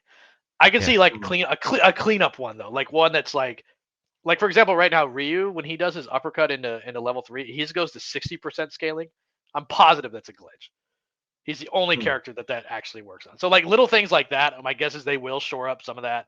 Maybe there was like some additional universal mechanics. Didn't make it in this one, but it'll make it in the next one. But I don't think it'll be very dramatic. I mean, this patch wasn't even that dramatic ultimately, but I don't even think it'll be like that. I think it'll be like a little cleanup one. I actually think they've probably stumbled upon the way they want to do this is because now that they've chopped the Capcom Pro Tour in half, right? It's only Right. from Evo Yeah. to December, right? Yeah. I Oh, I think see. now, Yeah. yeah. So I think now what they've realized is it's better to get people invested in the game right before the Capcom Cup's about to start, but not so close that like you can't make plans to travel and all this stuff. So you do it a little bit in the summer when the game originally came out, right? So Right. you get a couple months of build to see what this new patch is like, and then you can go and compete. And Yeah. they could now you could say like, well, the players get bored after a year. Well, if they're professionals, get a fucking life, okay? Like it doesn't like, I oh, I'm mean, sorry that you're bored, right? Like, yeah, I'm sorry the NBA doesn't change their rules every year to excite the viewers. You know what I mean? I mean, there's rule changes they'll do, but like, does chess there's change no. fucking rules all the time? No, they don't. So Yeah.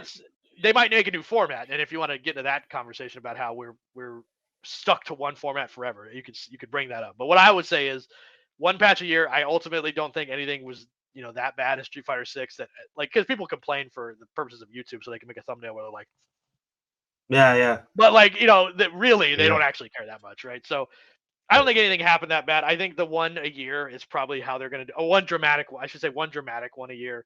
Yeah. If you get one where Exactly. it's like, oh, this character's anti-air has their hitbox moved back 3 pixels, you might get one of those every now and again. But like a dramatic Yeah. one, I think they'll probably do once a year, and I think they've realized now it's actually fine, and it works well to Yeah. get people excited about the upcoming Capcom Cup, and because it's only half a year, so you don't have to make the commitment early, all that Yeah. stuff. So I think they will do it like once a year, basically. Okay. Yeah. That's what I was thinking too. Like I was thinking they're still gonna have it be the dramatic changes like once a year. The only thing I would like them to change in terms of like what they add to the game is just have other content in the meantime.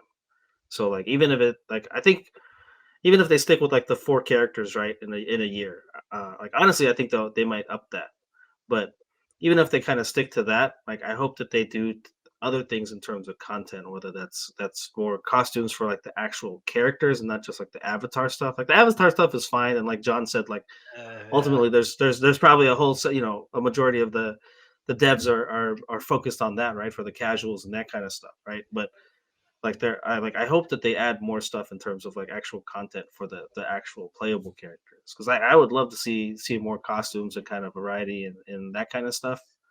And then even if it's more like battle hub modes or other things like that, just something more things in that space to kind of add to the game and like to give different kinds of content. So I'm hoping that maybe this whole giant Akuma thing is maybe something that I might be tried going it. I forward. think it's pretty cool. Like it's nothing like groundbreaking. It doesn't like rewire the game at its core or anything, but it Exactly. is like Yeah. a Yeah. I fun mean, little they benefit. Yeah. yeah, I hope that they do more things like that, or like I think me and Scott, like I've talked about that too in terms of like I hope they do things with like the clubs, team battles, that kind of thing. I think that would be kind of cool if you can, register people from your clubs and like go into like a 5v5. Like that'd be fucking cool.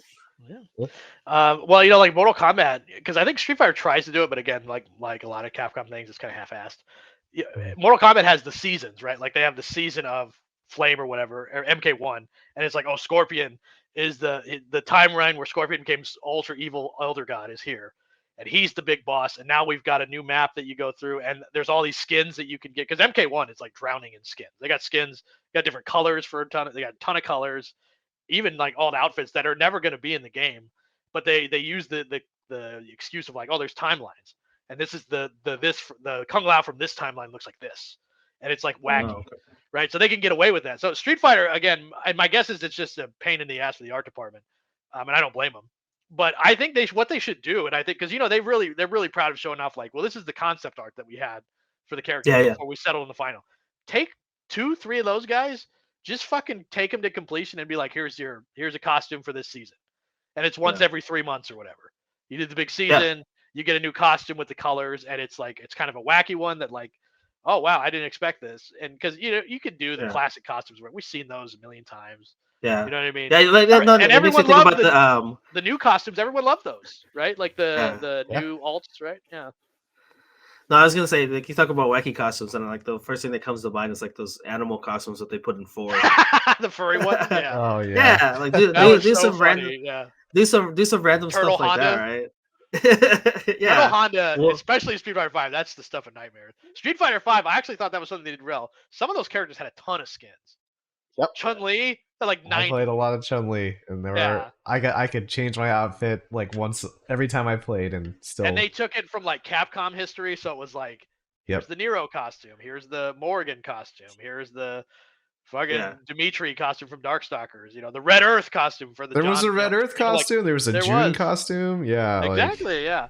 Jin, I think Jin from was it Starglide? What was it? What's that fucking game? from Marvel vs. Capcom 1. Well, he's from that, but he's from Yeah. a game that Yeah. exists, right? Yeah. Yeah, I get So it. I think they should do stuff like that, in my opinion. Like just stuff like Mm. that, just a constant like, oh, here's this new exciting thing you can get excited about for the month or the two and a half Exactly. Yeah, months, yeah. 3 That's months. that's that's all I'm saying. Because like that, I felt I was starved for content in that sense. Like I didn't really mind the wait for the characters. Like that was whatever. It was just more like give me some other things in the meantime.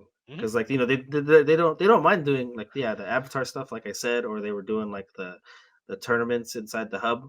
But like expand on that a little bit more and give people a little bit something different to look forward to.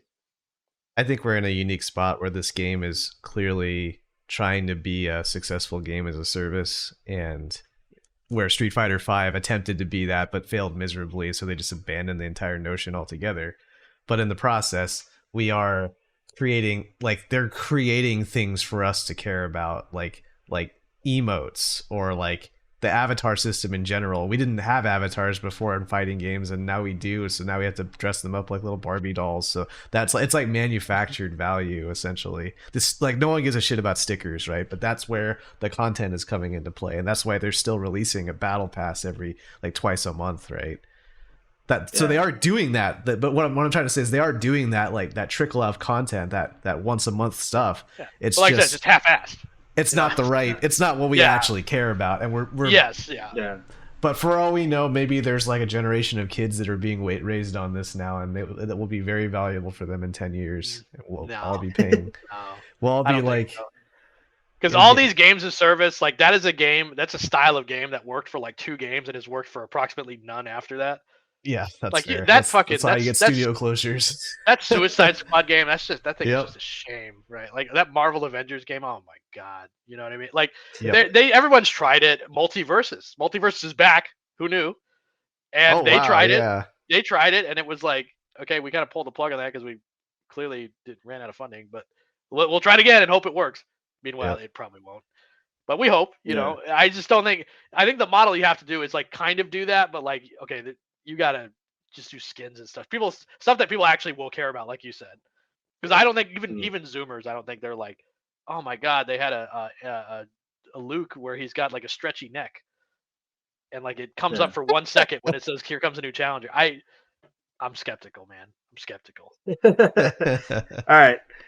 All right, that's cool. And then finally, like in terms of like the characters for this upcoming season, we'll just go with like let's just go with three. Like who are like three characters that you'd like to see come back? Um, I haven't put a ton of thought into it. I figure a third strike representative would be really good. As much as Mhm. I hate on this idea because I don't give a shit about Remy.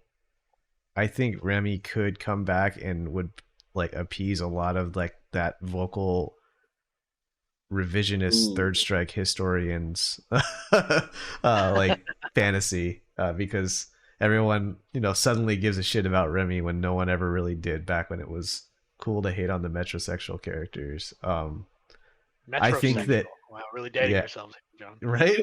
I just remember that. I remember that I growing know, up and yeah, like hearing I about know, how yeah. Remy was gay and that wasn't cool back then and all this other bullshit. But Have you like considered girl Remy? what? Yeah, the understudy of Remy, dude, or like the Yes, fucking yeah. necro sidekick grown up now, Right. you know? Yeah, yeah, Yeah, yeah. there We'll you do go. we'll I'll do take it. we'll do protege Remy, and instead it's a girl with like a butch cut, right? Instead of the guy with the long hair. She have Falk's haircut. But that would be my main reasoning for Remy is that the character is obscure enough where they could get away with making them fit in the engine appropriately without having to be like chained to legacy.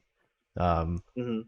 but they could also just make him a Okay. waifu and then have that same liberty. So who knows? They just make up a new character and say this person is that character's cousin, and they're not Yeah. There you go. don't Yeah. remotely look like each other or anything like that, but they have a connection to the universe, and now all the fans are happy. So Yeah. like a third strike rep Okay. like that, like third strike characters, I think represent a way for them to take creative liberties and have some freedom with the engine. So Remy would be a good pick. I think Oro coming back would be a good idea. I wouldn't be surprised if we saw Oro, Rose, and Akira and Dan come back at some point too, because those characters were added as afterthoughts to 5, so there was clearly an idea for them for 6. Oh yeah, Oro Mm. especially. Yeah, I think Yeah, you Oro. definitely got some stuff you could cook with. Yep.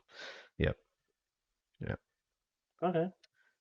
What about you, Tom? Um, so it's back to my whole thing about like the characters. At least they're interesting, right? Like, so what Mhm. I would do as a challenge, I would say let's take characters historically that like if they're being played, like I'd rather watch a dog lick its balls than watch this character played in a competitive setting.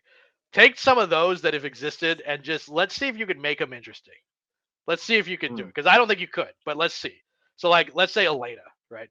Elena, Mm. Oh, horrifically boring character. Oh my god, I'd rather watch. Like I said, I'd rather watch a Stella Cam all day than watch Elena just poke with her leg twice, do an overhead, and then just back up and heal. I don't want to see that Yeah. ever again. But I'm sure in Street Fighter 6 they could think of something that'd be like, wow, that's really cool. I didn't think about that. They're the Elena. Mm. I would say Sodom, however you want to say his name. Not the bad Sodom, but the good Sodom, right? He yep. like he's a super boring. Like if you ever watch Alpha 2 like competitively, he just does Yeah. one move and like he can't really do anything else. So he's just Yeah. It's Balrog, like but yeah, less basically, interesting. but Yeah. not cool, right? So Yep. Yeah. how could you take that character who is even in like Alpha 3, the cracked out game, insanely boring. Got nothing cool about him going on. So what could you do to that character? And he hasn't been seen in a while, so he'd be like a fresh-ish character, right? What Yeah. could you do with that character? And he's from the Mad Gear, so he knows the guys with the boxes on their heads. He's cool with all those guys. So Yeah. how could you make that character do something other than that one dashing psi attack? Because he actually that's the only thing he does in Final Fight. Actually, now that I think about it too. So really, in essence, it's Yeah. actually perfectly attuned to his character. But we got to move on in Yeah. 2024. So I'd like Yeah. to Yeah. see Sodom come back, and then third character. Um, ah, because again, I would like to see because I'm really impressed with how Akuma and Ken and Ryu have turned out as like they're all Shotos of flavor, but they definitely got their own thing going on. I Mhm. want to see what a Sakura in Street Fighter 6 would look like. Okay. Ooh. Okay. What can you do? Because Street Fighter 5 not very interesting. Just not Yeah. solid, but not very interesting, right? Like just was good. That's the best thing I could say about her. Her V skills fucking sucked, but that didn't matter because they were useful for combos and that was it. Yep. What could you do in Street Fighter 6 to make Sakura, who is a kind of Shoto, but with some caveats? Because Yeah. you could do Sagat, but he's way more of a traditional Shoto, and again, he's always boring. Yeah. He's one that you could potentially be like, okay, can you do something cool with this guy other than just Yeah. throw fireballs? But I think Sakura's got more room to play with. Is like, oh, she could actually be really cool. Maybe add some new ideas, but not so And much just a plain Shoto. in 5, they tried to make Yeah. her like the fireball trap character. Like she would use fireballs for Yeah, offensive pressure, but it didn't really pan out. So maybe no, they could do something like that in this. Well, in this game, everybody is the fireball pressure character. Guile is the yeah, fireball exactly. So pressure now character. you would have to do Yeah, something else. Like maybe you could make her yeah. maybe her Tatsu is like an approach tool that she used because Oh that's how it yeah, was in like Street Fighter 4, right? Like she could just do that Yeah. move. Yeah. It was like a move you could just throw out there. Maybe her fireball, maybe you can change the angle midway through if you charge it. So you should, maybe you could do Oh yeah. that. Just insane coverage that you wouldn't think about. Maybe her uppercut now launches into a combo instead of a ender. You know yeah. what I mean? Just something. That's just thoughts. Okay. Nice. Nice. Yeah. Like you brought up Sagat, and like I kind of almost think of like the same way with like Akuma, right? Like he's kind of that kind of legacy character where I don't know if you brought him back, like the people that love him and want to play him, like they were gonna want him to be a certain way. And to me, like you said, like I don't particularly find that interesting. So it's just Yeah. like, yeah, like, and at the same time, like, I don't think if you bring him back and you flip everything on its head, like people are gonna be happy with that at all because they're gonna be like, this is not Sagat, right? So it's like I Yeah. feel like that's kind of a losing proposition to bring him back, and then you're I either also gonna have think super boring or Angry Scar again. Like, are we really gonna do come on, that oh thing. yeah, Every time that's in a game, I'm like, that fucking sucks. Why do you do that? yeah. Angry Scar, where it's like, watch this. He does. Can you fucking believe this? He does 40 more damage off his uppercut. You will shit your pants when you hear it. We did say Denjin was cool though, right? So maybe there's something. Maybe they just Yeah, kind of but give it a little yeah, but I mean, that's what electricity. I'm saying. You The know? mechanic could be cool. I'm just saying how it always turns out is it ends up being like his uppercut does Yeah. 40 more damage. It's Yeah, never that's anything Okay, fair. cooler okay. than that, right? Like no fucking Yeah. lion comes out and mauls you afterward. Like just something. Kazumi in Yeah. Tekken had her tiger come out when she did an uppercut. Come on, Yeah. I'm not asking for much Okay. here. All right. So let me see. In terms of the characters, like I hadn't really put too much thought into this either, but um, I was thinking I would like to see Bison back. Like I think that's something that a lot of people are looking that, and I think they Kind of can has to, right? kind of have some liberties with him too. Like I feel like He he's was almost awesome in in 5. a yeah. I feel like It was. he's a character that you can kind of like change things with, and I don't think a lot of people are going to really be upset with how he is because he's kind of been all over the place, right? Like he's had like a fireball in some versions, other versions he's been, super pressure oriented with like the scissor kicks and stuff like that in 4. So I'd like to see Bison. I think John was mentioning a third strike character, and I think the one that I think I hear the most about is probably Makoto, and Oh like yeah, yeah. I just don't know Well, like how I don't know like with the way that the grapplers are in this game yeah. like I Every don't grappler's know. Makoto in this game, so just like Yeah. every grappler was a Makoto in 5. So, uh, Yeah, so I mean, well, I don't know. That's just the one that I hear about the most. But like, I sure. think I'd prefer probably to see. I'm trying to think of the other characters. The second character would probably be like maybe something like Poison. Oh Like yeah. I thought that was a. I thought they were an interesting character to have in terms of how they were. And then who would be the third? Yeah, because like I don't know. You talk about all those like the proteges or like the whatever, right? Like the Kimberlys and the Lilies, T Hawk and stuff like that. Yeah. But oh, the other one, I guess I'd say Viper. I think I would probably. I'd like to see how they could possibly implement like how she was, because she was, in 4 like unique in the sense with like all the fate councils and things like that. Yep. So Yep. I yeah, Fainting in so I'd this say game. Bison, Poison, and then Viper. Okay. Yeah, fainting works really well in a game with parry. Like a Yeah, lot of the 100%. characters have Yeah. built-in feints already, so that would fit very naturally. So Yeah. cool. One I would throw out there is just like a new character, and she's not new, but like because we've seen her. But like, I would, how would you make like a Lee Fen who is like, I like Chun Li's moves, but I got to put my own kid style on them. I think that would Oh, be cute. okay. I would like to see that. Her as an actual character, I think would be cute. Yeah, I'm kind of hoping they don't pull they might pull a Soul Calibur 5 and be like, this character replaces Chun Li, at some point. But I don't know. Well, I, maybe I eventually, but I think I think it would be fun to juxtapose the two, right? what I think would be really cool, and we didn't really talk very much about Chun today, but Thank God.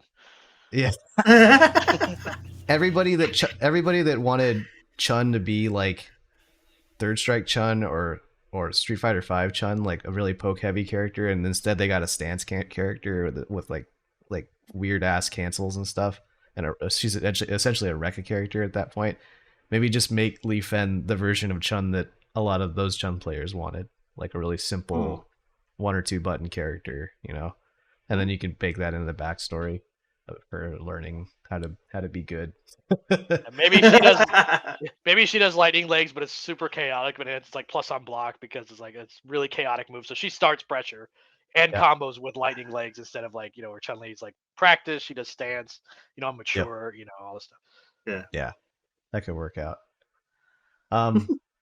Benny, if it's okay, I know we wanted to close out, but I wanted to ask one more question for everybody, sure. if that's all right. And this is because whenever we tape these kinds of episodes, the reality is that they don't age as well as some of our other interview episodes, because a year from now, the patch will be different, and then this discussion may or may not be relevant anymore. But the one thing that these discussions really serve for is a good time capsule for us to go back and look on it and be like how right and how wrong we were. Kind of like Hippodamus here. Hippodamus. Yes. Yeah. And so I would love to, because again, the patch is 3 days old, so we haven't had a chance to actually see what the actual ramifications are for this patch yet. We just have our theories about, wow, this is a good idea, this is a bad idea, Ryu might be overbuffed, right? My opinion there. So I was curious about biggest winners and biggest losers in the patch in your guys' eyes. And for brevity's sake, we could just say top one, top two. Or sorry, who benefited the most out of all the characters in your eyes, who benefited and who got hit the hardest. And we'll see if we were right in the long run. I would say I think by far I don't know if I'd say by far, but I would say Ryu. If I had to pick a couple that ended up winning, would be Ryu and Aki for sure. In terms of who got hit the hardest, I'd probably say DJ. That's to be seen. Sure. Our resident DJ player, or I mean one of them in terms of Scott, he doesn't think it's too much of a concern, but because the tools that he does have are still intact, and it's just he's just got to find other kind of damage routes and stuff like that. But yeah, I would say Ryu and Aki, I think ended up kind of being the winners at this point, and then DJ was probably the one that was hit the most. Okay. Tanner, how about you? Agree, disagree? I think that's pretty fair for as far as who's the most buffed or who's going to benefit the most. I think my low key answer might be Jamie. Yeah. Just because I think that his game plan is much more understandable and he will do way more damage in general. Because I think his big thing to me has always been he has explosive damage, but it's only when he gets that level 3. But now even before he gets to level 3, because he can link so much more stuff now, it's man, he did huge damage. And he still has all the Super R2 buffs from the last. He does, yeah. And the dive kick is a better hitbox, so it won't be hit as much. Oh yeah, that too. And just the linking the super off, I do an uppercut. My uppercut's now 5 frames, right? And now I can link super off of it. Or a big one I've just seen this is when he does command grab, you can just link super off that. That's 2,500 damage. That's basically a Zangief command grab right at this point. So that's nice to have, and he, and he can do an abusable special, so he's getting meter all the time. So I definitely think there's room to grow for him, especially from where he was, relatively speaking, right? If he jumps to the mid tier, he's a big winner, right? Yeah. A low key most affected one, I think might be Ed. Because I was thinking that too. Yeah. I think the drive reversal thing in a hindsight that hurts him. The flicker thing, right? That's his thing, right? You do flicker as you're getting up, and I don't know if it'll hit you, because that's the thing. If he can do it from far enough away that he's not going to get hit by it, still, he's probably okay. But if that really is like, okay, now he can do the flicker, or him trying to do the fireball on the meaty stuff, and now you can do the wake up reversal. We'll see. We'll see. I definitely think that could hurt him. I think he's pretty well built all around to where he'll always, there's some things he'll do really well, so he'll be okay. Like I don't think he's gonna be like trash, but I definitely think it'll like that if that is the core of your game plan, which it has been for most eds that I watch, that may throw a big monkey wrench in there that you'd have to now reconsider your offense. And no one likes to guess more, as I said with John. It's better when you don't have to think. Yep. The more you have to think, the more you're in trouble. So Yeah. we'll see. We'll see. All right. And then yeah, What about you, Joe? For me, like I probably agree with Benny mostly on this one, but like some other like notable like losers, I think in this patch, I think JP got hit again and maybe didn't need to be hit again, on top of already being hit like last patch. So there's a chance that he got hit pretty hard, or like that he may drop down even more and he's a big loser in that regard. Fuck JP anyway. And then like buffs wise, like I would say Ryu for sure. You already heard my opinion on that one, but I also think that there's characters like Ken where it's like because they weren't nerfed, that's still a pretty good spot Big to be W. in. Yeah, that's true. Yeah, Good thing. so Good way to think about it. Yeah. I shifted around my own question just to make sure that we got some additional coverage, because I think we all agree that Ryu got pretty good buffs this season. Blanca maybe. Yeah. Blanca, the buffs or nerfs? You think he like he lost it's a big winner. Like he didn't. No, I'm saying he didn't. Relatively speaking. Yeah. I mean, obviously the jump back ball, and I think the coward crouch one is actually a bigger deal than it might seem on paper. Where he can't do moves at a coward crouch on first frame. It's like frame 6 or whatever. My guess is that little timing will fuck with like, or it might fuck with like if you're trying to beat drive reversal on get up, they might just be able to just knock you off, right? Sure. But ultimately, you could have gone a lot worse. You could have just been like, oh, there's a hyper scaling on every, like, oh, I thought what they were going to do is that unless you do it at the first initial combo, the level 2 no longer takes drive gauge in a combo. Because I thought that's a big thing for Blanca. I think that's really impressive is that when he does combos, when he's got the level 2, he's taking your drive gauge at the same time. I thought they were going to do a thing where it's like the first combo, if he combos into it, he will take drive gauge, but after that, never again. And I'd be like, whoa, that's a big change. I don't know about that. I think it's it's what we were talking about earlier, where it's like they could have taken the easy way out and just changed those numbers like that, right? Yeah. Okay, cool. So we'll see if we're right in the long run here when we go back and visit this someday. But one day you guys gotta hold me to account here. I can't be Hippodamus if no one's gonna be like, I think you were fucking wrong like 30 times here. Alrighty, cool. Well, why don't we call it here? Any shout outs on the way out today, Tanner? Shout outs to the judicial process and the judicial branch of every state. It's a great thing to be a part of. It is your civic duty sometimes to answer the call when no one else will. So shout outs to people like that. Has nothing to do with my personal life whatsoever. I think that's all I got. People are going to think that's a political statement, by the way, given the current news. But oh Jesus, I hadn't thought about that. You know what? Fuck Alito. The justice system. That's true. I hadn't thought about that. Good thing. Always the politician, John. I told you, everybody's a politician nowadays. I didn't even think about that. That's Trump is on trial, and he's going to say that Ken needed nerfs. That's what's going to happen. So I hadn't thought about that. Can you imagine the pivot of like Trump? He's doing all this bad stuff. And I always thought Ken needed nerfs. Always brilliant. Ken, sure you can't. Well, it's a little too much, Ken, to be honest with you. If he started doing that, I'd be like, we've lost the country, but we have gained some memes, and I think that's really a good thing. Cool. Well, we'll close out on that then.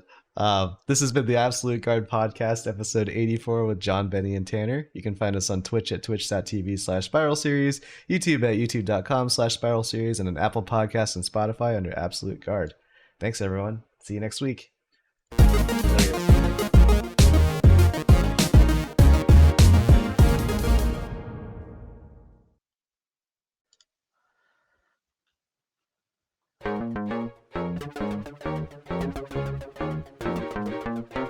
Yeah, warm water is the worst, man. I was just like, Oh, it's terrible. Yeah. just for the record, I do not beat my kids except in video games. Okay, you I'm should gonna have start. said in I'm gonna Minecraft. start the show over. That's fine. Actually, I forgot. I accidentally closed the script that I was going to read anyway, so I needed some time to pull it back open.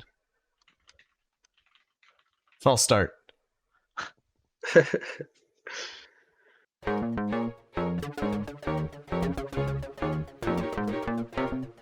Hello, hello, and welcome to the Absolute Guard podcast. You're gonna need to start over because I forgot what episode we're doing. Yeah, all right. False start number 2.